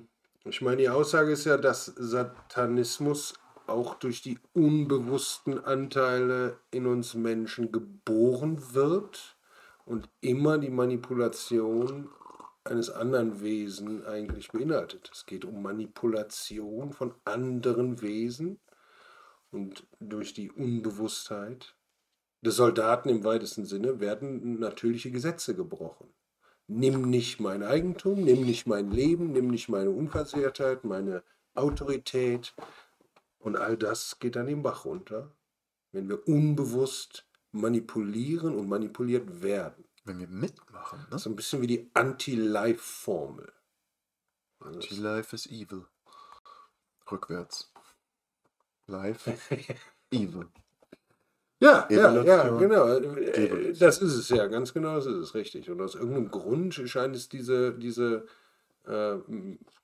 Drive offensichtlich zu geben, weil wir ihn ja erleben. Wir erleben diese Kräfte in uns, ne? Streb Absolut. da lang, mach das. Absolut. Ne? Mach mit, sagt das immer. Wie auch bei, Beteilige dich an deinem eigenen Untergang. wie hieß der Film mit den Sonnenbrillen? Sie leben. Obey, Charakter. gehorche. Ja. Derartige Botschaften kriegen wir halt auch aus dem Unterbewusstsein. Kriegt das Schäfchen ständig gesetzt, ne? Mit einem Elektroschock, Ja. wenn es das Mindgefängnis verlässt. Der Wetiko, ja, der kommt aus dem Unterbewussten. Und der zieht da die Strippen. Und welches? Wenn du da ankommst, dann sagt er erstmal, ja, Tag, mein Freund. Ich bin hier schon einige Zeit, bewege mich hier ganz gut. Was willst du von mir? Ne? Willst du mir echt die Stirn bieten? Oder dann komm her und dann wird getanzt. Und die Teufelei kommt dann da ins Spiel. Und die Aussage hat mich ehrlich gesagt geschockt irgendwie, ist nicht lange her, dass der Projektionsmechanismus so funktioniert, dass sobald ich durch Manipulation in mein Unbewusstes getrieben werde, in meine unbewussten Elemente getrieben werde, ich das Unbewusste bei anderen Menschen aktiviere, nahezu auslöse. Ist das richtig oder ist das falsch? So wurde es doch beschrieben, oder? Wenn ich getriggert werde von einem Reiz, unbeachtet der Tatsache, dass ich ihn möglicherweise vorher erschaffen habe, in diesem Augenblick, und ich werde getriggert und falle in ein Loch emotionaler Natur und fühle mich auf einmal schuldig oder was auch immer. Unbewusst, du fällst Genau, in das kollektive Feld. Ich falle, du sagst in den richtig, Ozean. Exakt. In dem Augenblick trigger ich unbewusste Elemente in meinem Gegenüber. Ja, dein Gegenüber muss auch unter Wasser gehen, um dich im Grunde dort zu sehen, auf der Ebene. Ne? Nur wenn er bewusst in die Tiefe reist und ein Schamane ist, ne, dann kann er. Aber die dich meisten in den sind keine Details- Die Schamanen. meisten sind kein Schaman und viele glauben aber, sie wären welche. Ja. Und es ist eine Sache, im Pool zu schwimmen und eine andere im Meer zu schwimmen und eine andere in einer unterirdischen Grotte zu schwimmen mit Sauerstoff, ohne Sauerstoff und so weiter. Und schwimmen zu können. Es und gibt unterzugehen. Qualitäten in der Tiefe, wollte ich damit sagen. Und Fähigkeiten, sich dort zu bewegen und zu überleben. Ja. Was man Schwimmen nennt. Ja. Richtig. Also wenn du mit einem Doktor über Krankheiten redest, sicherlich wird der nicht direkt so getriggert wie der Hypochonder. Ja, aber wenn du mit dem über andere Aspekte redest, die er noch nicht gedacht hat in seinem Leben, ja, und das ist halt problematisch. Und dann haben zwei Menschen auf einmal irgendwie schwimmen in ihren Unbewussten. Und was passiert dann? Gegenden in ihren Elementen. Was passiert dann? Missverständnisse, Misskommunikation und eigentlich Trennung häufig in Beziehungen. Beziehungen werden auf einmal belastet von ungesehenen Dingen. Ja, und jetzt leben die Beziehungen diese Dinge aus, ne? Und dann stellt sich die Frage, ist die Beziehung überhaupt in der Lage, als alchemistisches Gefäß das zu halten? Oder ist der Druck zu groß? Oder gibt es gar kein Gefäß, ne? Das ist das Problem halt, ne? Ja, gute Beziehungen, enge Beziehungen überwinden das, ne? Und werden durch den Angriff Vetikos noch enger zusammengeschweißt, weil sie das überstehen, weil sie Leider es nicht oft, gemeinsam ne, wie man liest. prozessieren, Mhm. durchmachen Mhm. und sagen, ja, puh, da sind wir aber gemeinsam durch die Hölle gegangen oder wie auch immer. Ja, und nicht der eine hat den anderen gezogen, durchgezogen, sowas gibt es sicherlich auch. Aber Absolut. man sieht, wir Absolut. ja, reinszenieren unser Trauma. Ja. Und das ist halt häufig etwas, was in Beziehungen vorkommt, ähm, was im Grunde eine Möglichkeit ist, das Trauma zu heilen. Mhm. Aber dafür muss man eben etwas innere Arbeit geleistet haben und überhaupt wissen, was passiert da. Braucht man andere Leute, um das Phänomen Mein in Beziehungs... Gänze zu verstehen? Weil es eine Interbeziehungsphänomen ist. Also ja, ich meine, du hast eine Beziehung zu dir selbst. Ja gut, aber eine Beziehung, um ein Beziehungstrauma zu heilen, Ja, ja, jetzt. Okay. In Ordnung. in der Höhle ist super leicht, mit anderen klarzukommen. Kann ich gut. Mhm. Aber Das stimmt. äh, Ja, das ist so ein bisschen, und da steckt halt jetzt wiederum eine Verantwortung drin. Möchtest du dazu kurz was sagen? Ich spüre in den ganzen Texten Verantwortung. es ist eine enorme Verantwortung. Ja, ich muss aus dieser Opferrolle, ich muss so, ja, der Vertigo macht das mit mir, die Welt ist so böse, ja, wir leben in einer satanischen Matrix, New Age hat uns betrogen, Gott gibt's auch nicht mehr, ja, ich kann da auch nichts machen. Oder, ja, übernimm erstmal Verantwortung für den Blub, der aus deinem Mund kommt. Ja, hör dir das erstmal an und guck mal, ob das stimmt. Und das ist ja schon mal erster Riesenschritt und Aufgabe für manche traumatisierte Menschen oder Menschen, an den Punkt zu kommen, zu sagen, ja, entweder ich leide oder ich lerne. Entweder ich mecker oder ich lerne. Entweder ich gebe auf oder ich fange an. Mhm. Entweder Mhm. ich ja, gebe auf oder ich sag so, jetzt hast recht. Verloren habe ich schon. Ja? Jetzt habe ich auch nichts mehr zu verlieren. Das heißt, was ist denn, wenn ich mich weigere, diesem neurotischen Druck, diesem, der Vertigo kommt und drückt im kollektiven Feld und in mir strömt irgendwie Scham, toxische Scham oder Angst strömt in mich ein. Oder wie beim Cypher der Wunsch nach einem Steak und dann Mhm. die Freunde umzubringen. Nu, bringst die halt um, aber du kriegst dein Steak. Ich meine, muss. Oder vergisst es auch nachher wieder, ne? Das ist der Vorteil hier.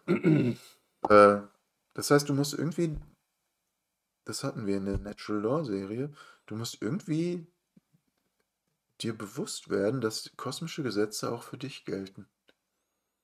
Du stirbst, du wirst, dieser Körper, der wird nicht heil hier rauskommen aus der Nummer. Die Zeit läuft, da kannst du dir Mhm. quantendynamisch noch erzählen, ist alles zeitgleich oder wie. Oder dich trösten, naja, geht schon irgendwie weiter. Du bist hier und jetzt hier. Was machst du? Ja. Suffern? Leiden?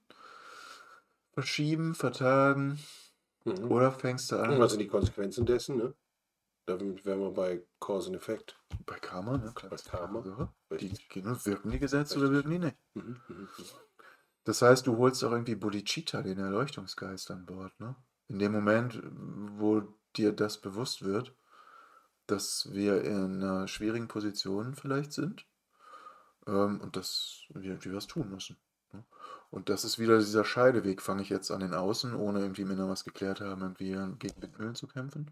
Oder probiere ich erstmal die Macht im Inneren zurückzugewinnen und diesen Erleuchtungsgeist zu kultivieren? Ja, in mir den verwundeten Heiler, diesen Archetyp zu laden, dass ich merke, der Vertigo hat mir sehr wehgetan. Jetzt bin ich aber an einem Punkt, wo ich das nicht länger toleriere.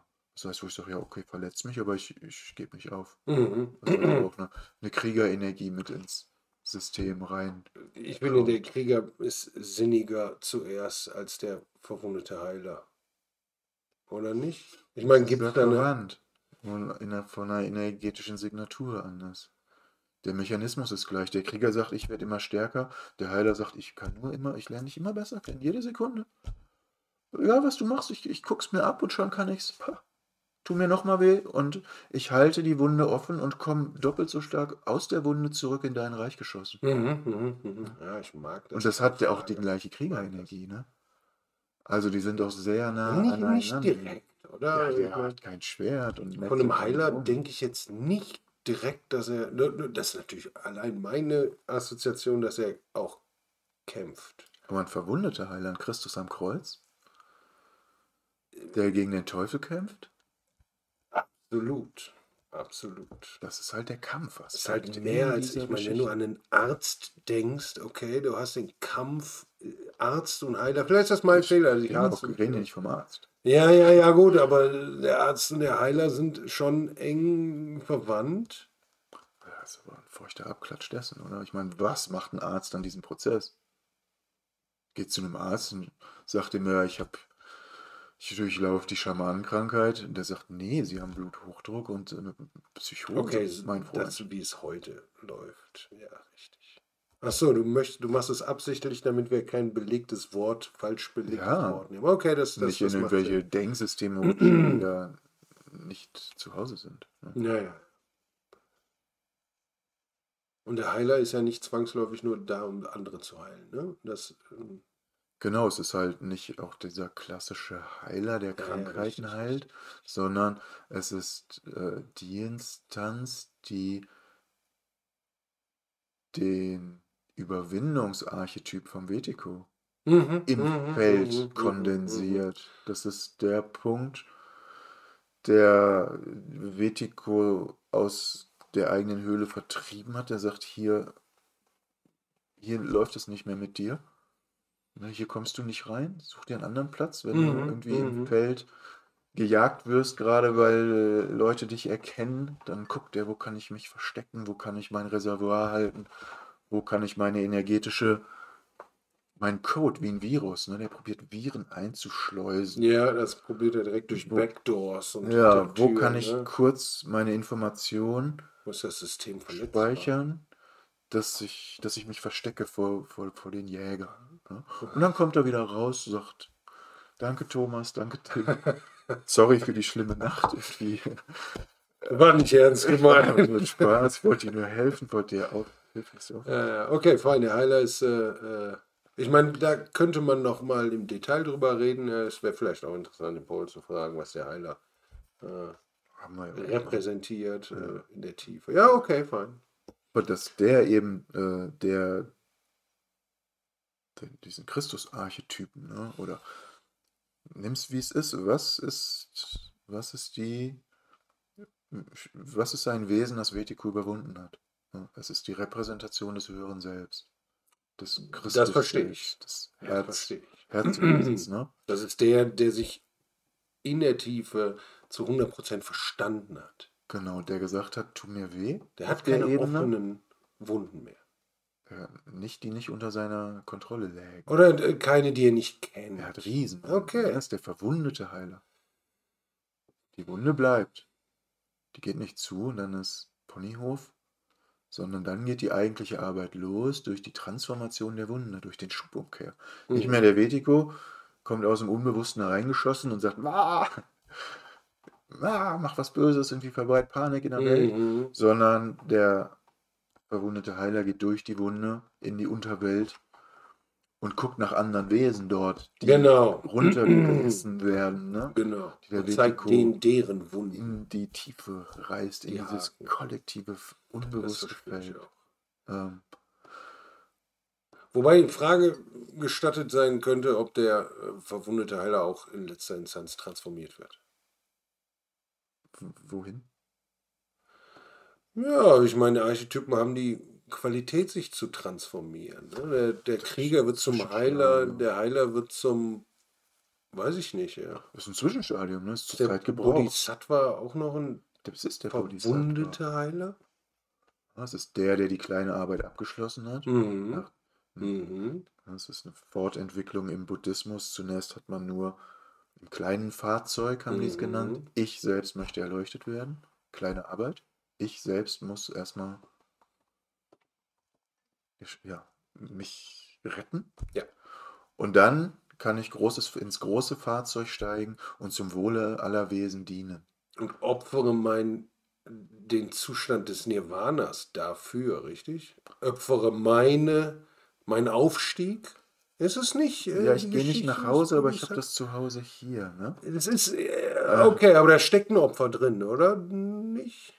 es Auch sind, bei Jesus. ja, Das Opfer ja, seines eigenen ja, physischen Todes. ja. Was für ihn in letzter Instanz kein Opfer mehr ist. Genau, es ist eine Freude. Was Ne? für ihn kein Opfer Die mehr ist. Buddhisten sagen so schön, wie kannst du ins Nirvana einreisen und deine Mutter, die dir das Leben geschenkt hat, hier zurücklassen, ne? Was ist los mit dir? So würde es Mark Passio vielleicht sagen. Hm. Was stimmt nicht mit dir? Also die Frage des Leids, wie so oft, beantwortet sich auch über die Perspektive, wer ist der Leidende. Wer ist der Leidende? Da wird's dann Und das ist ganz groß entscheidend, ne? kompliziert. Weil Ja. der Überwinder Richtig. des Archetypus, der Wetiko die Stirn bieten Ja, kann, der hat das eigene Leiden überwunden. ja. Christus ist nicht der am Kreuz gestorben ist. Das war Jesus, Jesus. ja. Aber Christus ist ist, geboren am ist der Kreuz. Wiederauferstandene. Ne? Geboren durch die Kreuzigung. Gut. Das Also ist ein durch die gutes. Spannung, durch die Dehnen des eigenen Herzraumes, Mhm. durch das selber Verstehen. Ach, ich kann gar nicht kaputt gehen. Ich dachte, ich würde kaputt gehen. Aha. Ah. Und dann fangen die ja die Neurosen an. Und ich Aha. halte das nicht aus. Und ich gehe in die Zukunft, und ich gehe in die Vergangenheit und ich fange an zu suchen und so, hey, don't mind. Mhm. Ist egal. Gut, der ist eh doof. Es wird immer einer irgendwie an dir zuppeln. Und dann, guck da nicht hin, ist doch egal, dass der noch zuppelt. Zuppelt er. Ne? Bis er aufhört. Der Vertigo hört dann. Kann ihm nicht sagen, jetzt hör auf, ist Schluss. Ne? Aber man kann dem einfach sagen, das ist mir egal. Oder du kannst es weitermachen, egal, das ist mir auch nicht. Aber es wird nichts dahin ändern, dass ich schmierbar wieder werde. Dass du mich mit einem Steak in die Matrix zurückholen kannst. Im Extremfall. Und da sehen wir, dass der Archetypus durchaus bekannt ist, weil das ist genau das, was die ganze buddhistische Lehre, der Kern der buddhistischen Lehre ist, Überwindung des Leidens. Buddha hat einen Weg gefunden, das Leiden zu überwinden. Mhm. Und das ist genau das, was der Archetyp des verwundeten Heilers oder des Schamanen oder eben des Christus-Archetypen oder eben des Erleuchtungsarchetypen, wenn man so Das will. war mir nicht ganz klar, dass das. Das wahre Selbst, ne? Das ist die Instanz, die raus ist aus der Nummer. Und die im lokalen Feld wohnt, ne? Die ist raus aus dem Wiedergeburtszyklus, bleibt freiwillig hier. Aber ich meine, was heißt das, wenn uns die Schriften sowas sagen? Da ist jemand, der hat Non-Lokalität und das Quantenfeld verstanden. Mhm. Und wenn die uns dann sagen, ja, der bleibt jetzt hier, dann bleibt er natürlich nicht nur hier, weil der weiß, der ist nicht nur hier, der ist natürlich auch im Nirvana, durchgehend. Ja, das macht das Nirvana aus. Dass es diese klassische Lokalität nicht mehr gibt. Der ist hier und dort, parallel, Da gibt es sogar zeitgleich. Geschichten, wo sie wirklich an zwei verschiedenen Orten gleichzeitig sind. Ich denke an Maharaji zum Beispiel, der konnte das. Da gibt es Geschichten, nicht nur von denen. Ne? Okay, und dann kommen die. Wie hießen sie noch? Die Cities kommen Ach so, aus Eigenschaften. dieser Erkenntnis, oder? Wenn du das Feld verstanden hast, Genau. Non-Lokalität darin lebst, Genau, du wirst halt kannst du Dinge heranträumen. ja, du wirst zum Das ist der Puppetier, Plan, ne? ne? Zum Marionettenspieler. Ja. Also nicht, dass man ein Manipulator wird von anderen Menschen. Mhm. Das wäre der schlechte Lehrer, der schlechte Guru, der Umgedrehte, ne? Mhm, Der Gatekeeper. Ja. Ganz genau. Man fängt natürlich an, die Strippen der Matrix zu ziehen. Ja, Ne? richtig. Das heißt, man lernt den Matrix-Code zu lesen. Permanent lernt man von Wetiko. Permanent singt man auf die Ebene der Archetypen oder nimmt die symbolische Ebene wahr, was läuft hier, was für motiviert mich unterbewusst, in was für Mhm. Reinszenierungsdramen soll ich hier Mhm. verwickelt werden, ähm, und lernt zentriert zu bleiben beim Selbst, lernt die Aufmerksamkeit bei sich zu haben, in dem festen Wissen, ähm, ich, ich, ich bin der ich bin, äh, ich habe gewisse moralische Vorstellungen, äh, und ich fange jetzt an, mit einer ganz anderen Energie den kreativen Schöpfungsprozess, den negativen Projektionsmechanismus Mechanismus zu bedienen. Ne? Ich weiß jetzt, wie das funktioniert, dass ich Es Realität schöpfe ist der und bewusste der Schöpfungsakt. bewusste Schöpfungsakt. Ich nutze Mhm. Vetico, Mhm. diesen Mechanismus, Und wenn wenn es wir ihn möglich wäre, wäre, mhm. wenn was möglich Wenn es wäre, möglich ist, wenn es das heißt möglich dann, ist. Gruppen können, wenn sie den Prozess durchgehen, einfach schöpfen.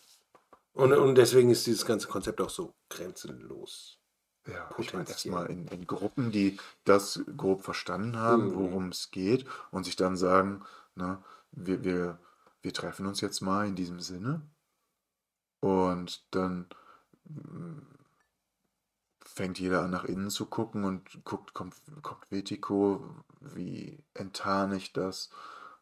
Man spielt damit und operiert damit, man übt damit, ne? Mhm. Und lernt sich selber auf Zu einer dem Zweck, ne?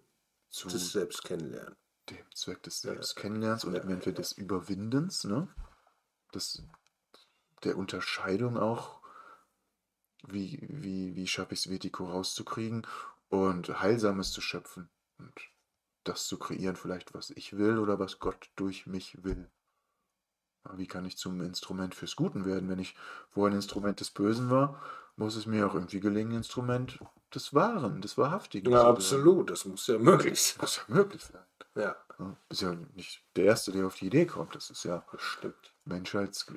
gibt schon Berühmtheiten, die gesagt haben, ja, das geht. Das geht, ne? Das geht. Das stimmt. Ähm, Ja, ich glaube, wir können hier eigentlich mal einen Punkt machen, ne? ja, wir sind wieder da angelangt, wo wir gerne anlangen. Ne? Ach, einen Ja, schönen aber wir haben Gedanken noch viel. hatte ich gerade noch. Ja, bitte. Wie hieß es, kommen zwei zusammen in meinem Sinne? Es ist ein klassischer Christlich. christlicher, ja, Jesus, glaube ich, zu genau. seinen Jüngern. Ich meine, das ist ein Song. Der geht dann, Der wo wurde zwei später. oder drei in meinem Namen zusammenkommen, da bin ich mitten unter Bin ihnen. ich mitten unter Was euch. die natürlich meinen ist, also aber auch nicht in der Dreifaltigkeit der christlichen Kirche, ist es der Heilige Geist, der eine Repräsentation, nein, Entschuldigung, er ist Jesus und Gott zugleich. Der Bodhicitta, Also der die drei, Erleuchtungsgeist. genau.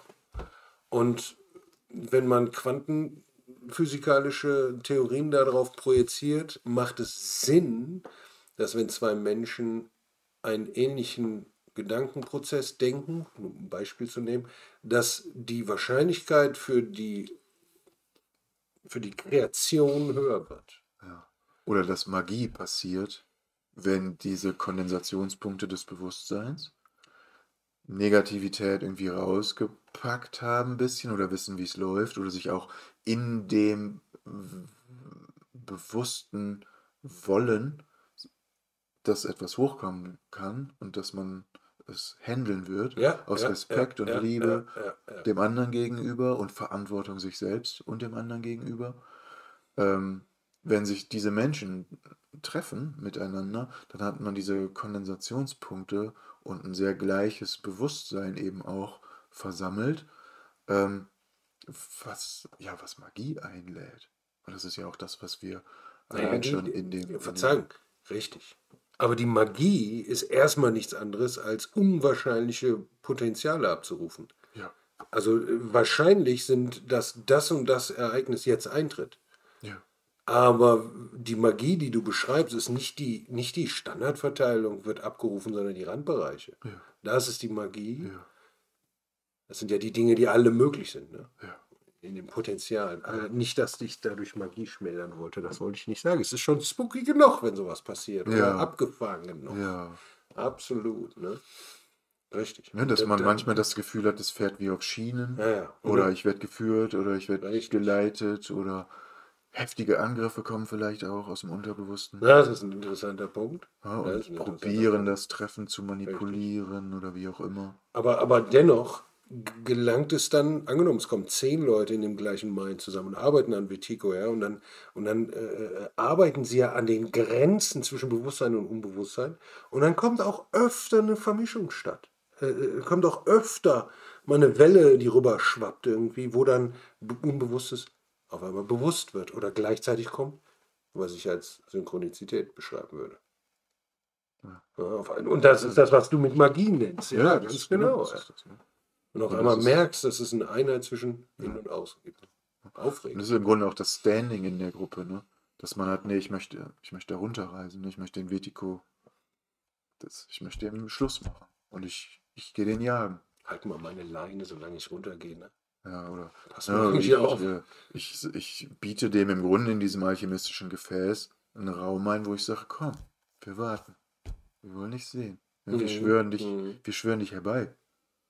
In einem sicheren Raum, weil wir wissen wollen, wie du funktionierst.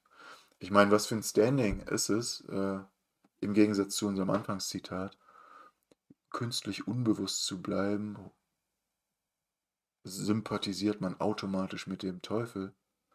Und hier zu sagen, nee, wir wollen aktiv das Unbewusste bewusst machen. Das ist halt die völlig konträre Haltung und Einstellung zu Ignoranz.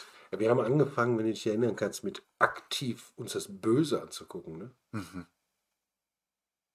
Wir haben die Spur des Bösen verfolgt, haben uns die Dämonen angeguckt und alles, was so böse ist, um das vielleicht ein bisschen ins Bewusstsein heraufzurutschen, ne? Rutschen zu lassen. Das ist halt das komplett andere am Vertigo-Konzept, ne? Dass man wirklich sagt, du musst dir das Dunkle angucken. Mhm.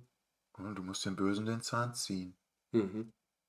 Um vielleicht da eine kleine Laterne leuchten zu lassen und zu erkennen, dass auch da das nicht nur einfach ist, ne? Sondern beide Aspekte in sich Ja. beherbergt. Nur wenn der keine Zähne mehr hat, der Böse, dann kann er nicht mehr so zubeißen. Und du hast den Zahn. Du hast ja Toll. seinen bösen Zahn. Also die Gruppenarbeit ist deiner Meinung nach ein wertvolles. Ja, aber ich fange ja Tool. auch gerade erst so damit an, ne? Und es ist ja auch nicht so, dass ich das. Also das kommt auch mehr zu mir. Natürlich gab es irgendwie einen Impuls, wo ich schon das Gefühl hatte, ja, gerne, würde ich schon gerne machen, aber ich wüsste gar nicht wie. Und wie habe ich Pauls Seite gelesen, dachte ich, ja, wie soll das denn funktionieren? Aber irgendwie habe ich eben auch das Gefühl, dass über diese Felder, dass diese Kraft, dieser kollektive Christus oder dieser Schamane oder wie auch immer man das nennt, wenn man dem die Tür öffnet, dann kommt er eben auch und wirkt eben auch schon in dem Feld. Also, dass das schon auch eine starke Gegenkraft ist, die schon da ist. Ne? Dass das nicht irgendwie jemand ist, der in 1000 Jahren vielleicht irgendwie dann mal im Vertigo Teil des Handwerks legen kann, sondern dass die Kraft im Feld schon sehr, sehr, sehr aktiv ist, weil der Vertigo echt uns schon lange mit diesem albernen Spielchen beherrscht. Das ist ja eine gute Nachricht. Das ist die fantastische, großartige Nachricht. Und dass man da eben auch wirklich wieder Hoffnung haben kann, weil es wirklich etwas gibt, was hilft. Und das nicht, weil das in schlauen Büchern steht, sondern weil das Menschen an eigener Erfahrung, aus eigener Erfahrung repräsentieren und erleben. Machen wir den Punkt nicht noch schon mal, indem wir gedacht haben, Meditation ist die Lösung aller Probleme? Oder gilt das nur für mich? Also ich weiß, dass wir in der Vergangenheit immer wieder mal rausgegangen sind und uns gesagt haben, das ist jetzt die Lösung des Problems. Ja, ich glaube, für uns war das Problem nicht. Ja. Meine Frage. Ausmaß des Problems. Das glaube ich auch. Vermutlich ist es jetzt genau. Das glaube ich auch. Die Frage ist nur, was ist wirklich Das ein aktuelle bisschen Problem. anders? Ja, ja, genau, genau, okay, fein. Ich meine, warum soll es nicht auch damals so gewesen sein? Du hast Und eine wir sind Tür, kommst nicht rein, findest einen Schlüssel. findest einen Schlüssel, um so herauszufinden, dass dann leider noch eine 10 Tür neue ist. Türen. Ja. Ja, und wie du gerade so schön gesagt hast, wir sind ja nur in einem Prozess der seelischen Evolution. Ne? Mhm.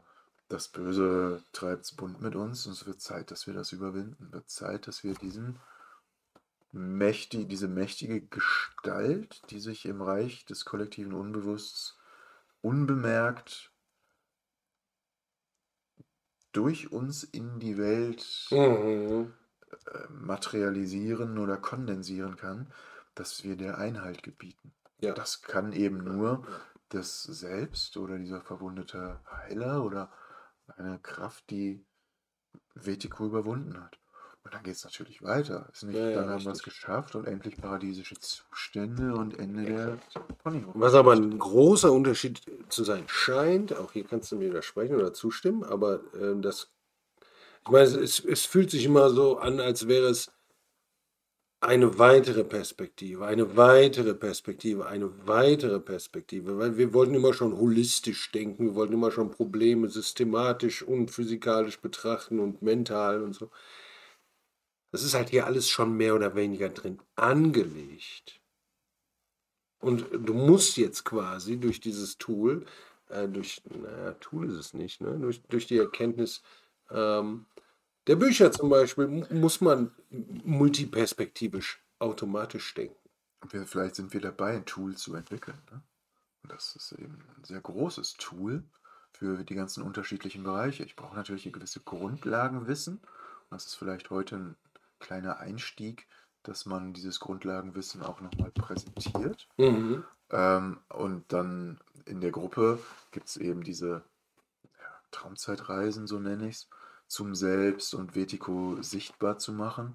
Ein Als weiterer ein Aspekt. Tool für innere Heilung, Traumaheilung, Mhm. ne? Und eben eine Etablierung des wahren Selbst, eine Wiederherstellung des eigentlichen Kräfteverhältnisses in der kleinen Arbeit, in Mhm. mir. Das ist meiner Meinung nach der erste, wichtigste, nächste Schritt, den ich auch aus meinem Universum, wo ich helfen kann, was einfach meine, vielleicht auch deine Aufgabe ist, Mhm. da zu helfen. Mal Ne? Fuß Wo am Boden ich zu kriegen, ne? ja, Ja, wo ja. ich merken kann, hier ist meine Arbeit in dem Mhm. ganzen Prozess Mhm. und eben auch bei anderen zu helfen. Ähm, ein weiterer Aspekt ist eben, was machen die Gruppen dann noch? Ne? Also, wie funktioniert die Arbeit im Unterbewussten miteinander? Ja, Ähm, wenn Vertigo kommt, was können andere machen?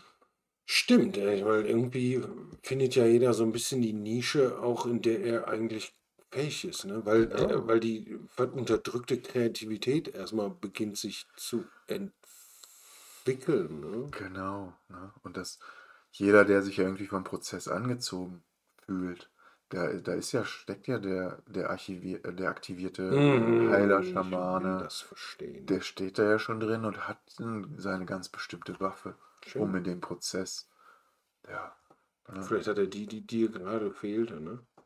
genau, ne, Das dass wäre man eben schön. gemeinsam eine Armee bildet, das ist jetzt wieder sehr kriegerische Sprache. Ja, ja, ja, ich dachte halt auch irgendwie mehr oder weniger daran, versucht vielleicht neue Wege des Miteinanderlebens irgendwie zu denken. Auf jeden Fall, Wenn es erstmal denken ist, ne? auf jeden Fall.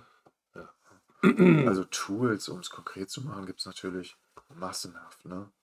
Und das Wichtigste ist, die eigene Hütte klar zu kriegen. Und da sind wir wieder bei Traumatherapie, bei wie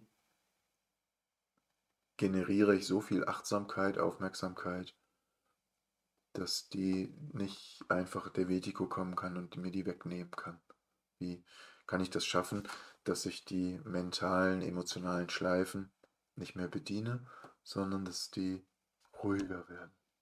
Dass ich, meine kreative Schöpferkraft, sagen kann, ich will jetzt da lang, Vertigo. Und Vertigo Mhm. sagte mal, lass uns da lang gehen. Und ich sagte, nein, Vertigo, wir gehen da lang. Ja. Und gleichzeitig mit dem Prozess, das ist halt wieder ein quantendynamisches, das ist wieder ein Gesetz des Universums, verändert man auf der Ebene etwas, merkt man auf einmal, der Vertigo hat einen Zahn verloren, ich habe den Zahn gezogen Mhm. dadurch. Dadurch ändert sich mein Blickwinkel auf das Ganze und ich bekomme auch so viel, der Vertigo wird dann wieder mehr mein geistiger Führer, Mhm. mein Mhm. Lehrmeister. Mhm. Und der Fluss der Kreativität läuft und ich merke auf einmal, mein gedankliches Spektrum und mein Wahrnehmungsspektrum ist viel größer, als es gestern noch war. Ich sehe heute erst das Potenzial, in das mich der Prozess reinbewegt, das ich vielleicht am Anfang gar nicht sehen konnte, weil mir Absolut, die Kreativität dafür absolut. Ja, fehlte. ja, Ja. richtig. Oder weil meine Die rechte Scheuklappe ist Matrix-Kontrollprogramme, abgefallen. Ups. ja, Kontrollsysteme mich einfach nicht erlaubt haben, so zu denken, wie Ja, ich ja, heute ja, ja. denken und Ja, ja, fühlen ja, darf. Ne? ja. Das ist zweifellos ein Aspekt, der da eintritt. Ja. Und Aber dann es kommt, ist nicht wirklich fürchterlich überraschend. dann kommt der richtige Treibstoff ins Spiel. Ne? Mhm, mhm. Weswegen wir sagen, kleine Arbeit ist hauptsächlich dazu da, dass der Krieger an den richtigen Treibstoff, sein Kryptonit bekommt, ne? Sein wahres Selbst. Dass der Moment, wirklich nochmal, aus was? sein Kryptonit, dass der Krieger sein Kryptonit bekommt, seinen Treibstoff, Der Krieger bekommt sein Kryptonit. seine Waffe gegen Vertigo. Ah, okay, wir kämpfen Ne? gegen Superman, ich verstehe. Ja, oder sein, ne? Dass Ja, der okay, auf die die Ebene passende kommt, dass Waffe. der beim Vertigo die Tür zumacht Exakt, und exakt. weiß, Vertigo, das war jetzt echt witzig mit Ja, dir, ja, aber ja. jetzt ist Schluss. Und dann wird er eben gefuelt, getankt, Mhm, mhm, mhm. geschoben von Natural Law, weil automatisch der Prozess, man hat sich entkoppelt von der Matrix in gewisser Hinsicht, vom Mhm, Bösen, mhm. das Böse in die Schranken gewiesen. Nee, ich höre nur zu. Ähm, und dadurch geht der miese Treibstoff raus und es zeigt sich, ich mache das gerne, ich mache das mit Freude, es macht Sinn. Ne? Und mein Herz geht irgendwie auf und es wird mehr ein Selbstläufer und man bekommt viel mehr Energie, weil man endlich was macht, was mir Sinn im Leben gibt. Mhm. Ne? So dass ich viel mehr in Potenzialen denke und sehe, statt in Hindernissen. Vertigo hält mich auf, der ist doof, ich muss Sachen machen. Wo komme ich denn heute vorbei? Mhm. Ja, genau. Die Schlupflöcher finden, vielleicht kann man das selber ja machen. Ich meine, der sucht immer Schlupflöcher und findet sie in uns hinein. Vielleicht kann man ja irgendwann selber mal versuchen, Schlupflöcher zu finden, wo man raus aus Das dem ist ja Netz die kommt. Wunde, ne? Das ist ja wieder die Aha. Wunde. Wir drehen den Schub um. Ja, toll. Und das ist auch in der Matrix so, ne? Neo fängt, glaube ich, an, auch dann seine virale Information in die Matrix einzuschleusen. Ja? Das heißt, dieser Wounded Healer-Archetyp, der geht genauso viral wie zuvor Vertigo. Und wenn wir diese Information, wenn wir die Das ist ein toller Gedanke. Strukturen der Matrix Mhm, benutzen, mhm, ne, mhm, Verticos mhm, Strukturen mhm. benutzen und da unser Heilmittel Ja, durchpumpen, dann sprengen wir das Ding von innen. ja. Ne? Anstatt ins Außen zu gehen und irgendwie zum Amt zu gehen und zu sagen, ja, ich melde mich ab oder ich spiele Großartiger nicht mehr Gedanke. mit oder irgendwie da halb außen irgendwelche Kämpfe zu führen, ohne überhaupt die Dynamik der tief wirkenden Energien und der Gesetze dieses Richtig, Universums verstanden richtig, zu haben. Ja, richtig. ich gehe doch nicht als 3D-Gartenzwerg raus mit einem Pappschwert und sage der Polizei oder der Armee, Ja, ich ja, bin der Gut. völlig klar. Völlig klar. Du kämpfst gegen das Rentenamt und gewinnst den Kampf, um zu erkennen, dass es eigentlich um Autorität ging und fängst an, gegen Polizei zu kämpfen und dann gegen deinen Papa. So. Ja. Ja, und du Und hast ich vergessen, dass das eigentlich glaube, eine ich kämpfe für Wurzel die hat. Freiheit und schränke mich total ein, weil ich mich mit Kämpfen belaste, die ich überhaupt nicht gewinnen kann. Schön, Ja, schön, schön. gegen Windmühlen oder gegen Mhm. nachwachsende Hydraköpfe. Ja. Verzeihung, Kryptonit ist eher eine Metapher für eine Achillesferse als für ein Zauberschwert.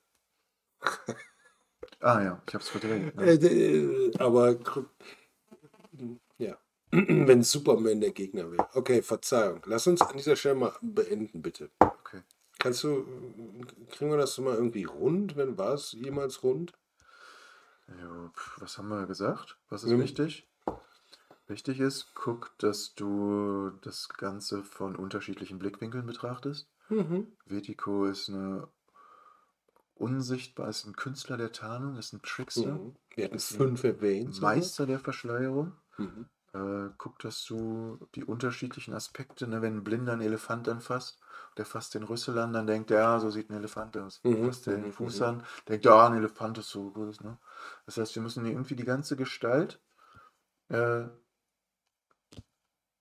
Versuchen zu aufzunehmen. erkennen, und dafür brauchen wir unterschiedliche Messinstrumente, mit denen wir das wahrnehmen können. Ne? Und wir Toll. müssen grundsätzlich verstehen, wie Perzeption Wahrnehmung versteht, weil dort liegt der große Schlüssel zur Schöpfungskraft und zu ich bin ko-kreativ. Das, was ich unbewusst in die Welt sende, das realisiert sich irgendwie. Also wird auch das, was ich bewusst in die Welt sende, Wirkung zeigen.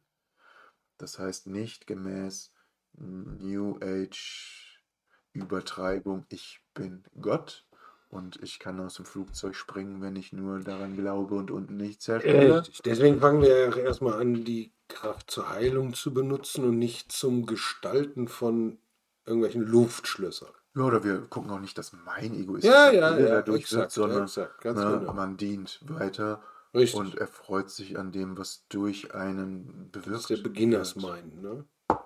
Ja, ja.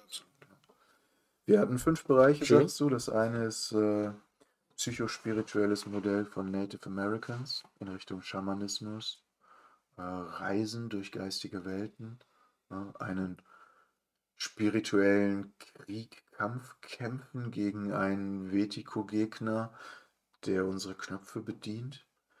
Das geht direkt über ins psychologische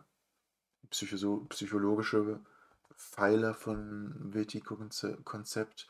Heile deine Wunden, wird dir klar, dass es ein kollektives Unbewusstes gibt. Lerne über Projektion. Ja, guck, dass du dich mit neurotischem Druck beschäftigst. Spür das, wenn du getriggert wirst und du irgendwie einen Impuls hast, irgendwas zu tun, was aber gar nicht in deinem Willen eigentlich ist.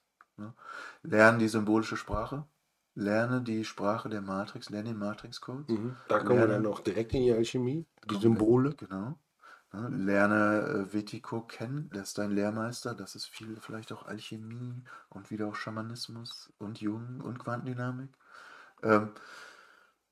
Alchemie ist das auch, wie koche ich, was koche ich, wie finde ich meinen Stein der Weisen, meine Prima Materia, womit fange ich an? Das ist mein Leiden. Toll. Ne? Das ist mein Schmerz. Wie schaffe ich es aus der Situation, in der ich jetzt bin, zu sagen, ich koche daraus eine gute Suppe. Ne? Wie schaffe ich das zu transformieren? Ich mach Gold. Ich mache Gold daraus. Ne? Und das Gold ist im Endeffekt die Waffe, die der Vertigo, wenn ich die habe, kann der mir nichts mehr. Oh ja. Ne? Toll. Das ist das wahre Selbst. Das ist die edelste Konfiguration. Da sind wir beim Gespräch von heute Morgen mit Stabilität und Gold. Das ist dann auch auf dem Berg. Gold.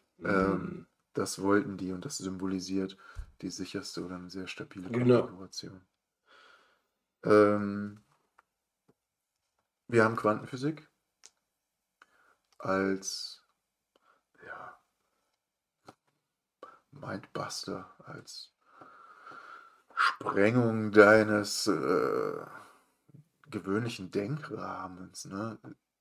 Vertigo ist auf der Ebene auch eine Instanz, die uns dazu zwingt, unsere engen Denkgewohnheiten zu verlassen und zu sprengen, weil es gibt Zustände in dieser so einfach erscheinenden Realität, die völlig anders ablaufen, als wir mit unserem newtonschen Gedankengebäude glauben, dass sie wäre. Kann ich schon einen Gedanken unterbringen? Ich merke es auch. Ja? Ich glaube, dass das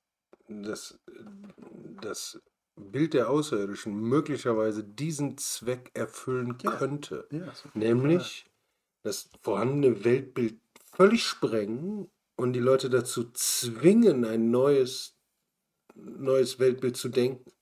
Ja. Ja, das heißt nicht, dass ich glaube, dass sie existieren. Das heißt auch nicht, dass ich nicht glaube, dass sie existieren. Aber das könnte ihr Zweck sein. Und das die Energie existiert, Wir wissen wir könnten es schon seit dazu Jugend. nutzen, ne, was auch immer jetzt weg Genau, ist. und das Da ist der sind wir wieder Archetyp der unter. Transformation, der da drin steckt. Ja, Ne? Durch ja. die. Okay, fein. Entschuldigung, das Wort. Auch wieder Ja. eine schöne Seite des Alchemisten nochmal, ne? Der eigentlich sich immer nur noch eine Frage stellt, was mache ich damit? Was mache ich jetzt damit? Wie nutze ich das, um meinen Karren in Um es die zu Richtung schneller verbessern, zu werden? Ne? verfeinern. Mein Fahrzeug fährt den Weg. Mhm. Wie nutze ich das dafür? Es will sich mir in den Weg stellen? Okay. Ne? Der traumatisierte Captain geht runter vielleicht in sein Schiff im Sturm und fängt an, Löcher in sein Schiff zu bohren. Und der Alchemist, der sagt, ja, Aufgabe, Umkehr, es gibt keine Alternative mehr. Ne? Der refft vielleicht die Segel vom Sturm, der guckt irgendwie, dass er sich die Mütze tiefer ins Gesicht zieht, sich am Steuerrad festkettet. Ja, Sturm hat eine Menge Energie, um vorwärts zu kommen. Ebenso wie Leiden. Da ist eine Menge Energie drin, wenn man die Schubkraft für sich nutzen kann. Kann man gut reisen. Und dann vielleicht noch, was wir gesagt haben, die spirituelle Dimension des Advaita Vedanta Ja. oder Buddhismus. Who am I? Kläre, wer bin ich? Kläre deine Identität. Ja, es ist unglaublich schwierig, aus einem Zustand von ich weiß nicht, wer ich bin, eine Aussage zu treffen, die einen weiterbringt. Weil solange alles auf Sand fußt, sind deine Entscheidungen auch nicht wirklich kraftvoll. Das ist ein Problem, wenn ich nicht weiß, wo die herkommen. Das ist das, ne? Ich weiß ja gar nicht, was wahr ist, Ja. wenn ich nicht weiß, wer denkt. Wenn ich nicht wahrhaftig bin. Das ist ein Problem. Woher soll ich das wissen? Ne? Und dann haben wir auch viel darüber geredet jetzt, dass sich ein feiner Tensor, eine feine Wünschelrute im Inneren bildet. Ja? Der Sensor für Wahrhaftigkeit. Ne, nennen das goldene Kind oder wie auch immer. Das durch die Verletzlichkeit geht das Herz auf und man kommt mehr in Kontakt mit der wahrhaften Schwingung des Universums. Mit der Magie, wieder mit der Zauberkraft, mit Gott. Oder man lernt zu filtern, was die falschen Inhalte sind. Ne? Ausschlussverfahren. Ja. Ne, immer wieder Ausschlussverfahren. Es ist einfach beides gut, ne? Ja, Ausschlussverfahren ist ein Tun. Ne? Ja, genau. Auf die Schnauze, machen, ne? einerseits auf die Schnauze fliegen, ne? Trial and Error, und andererseits auch gucken, wie entwickle ich das Positive, ohne die Schnauze zu fallen. Ja, da haben wir noch einen schönen Finde ich auch. Rundflug gemacht. Wir machen jetzt einfach aus und wie wir das passt, müssen wir halt gucken. Ja, wie lange haben wir denn? Boah, Kann ich dir nicht viel sagen. um die Ecke geguckt. Wo steht denn das?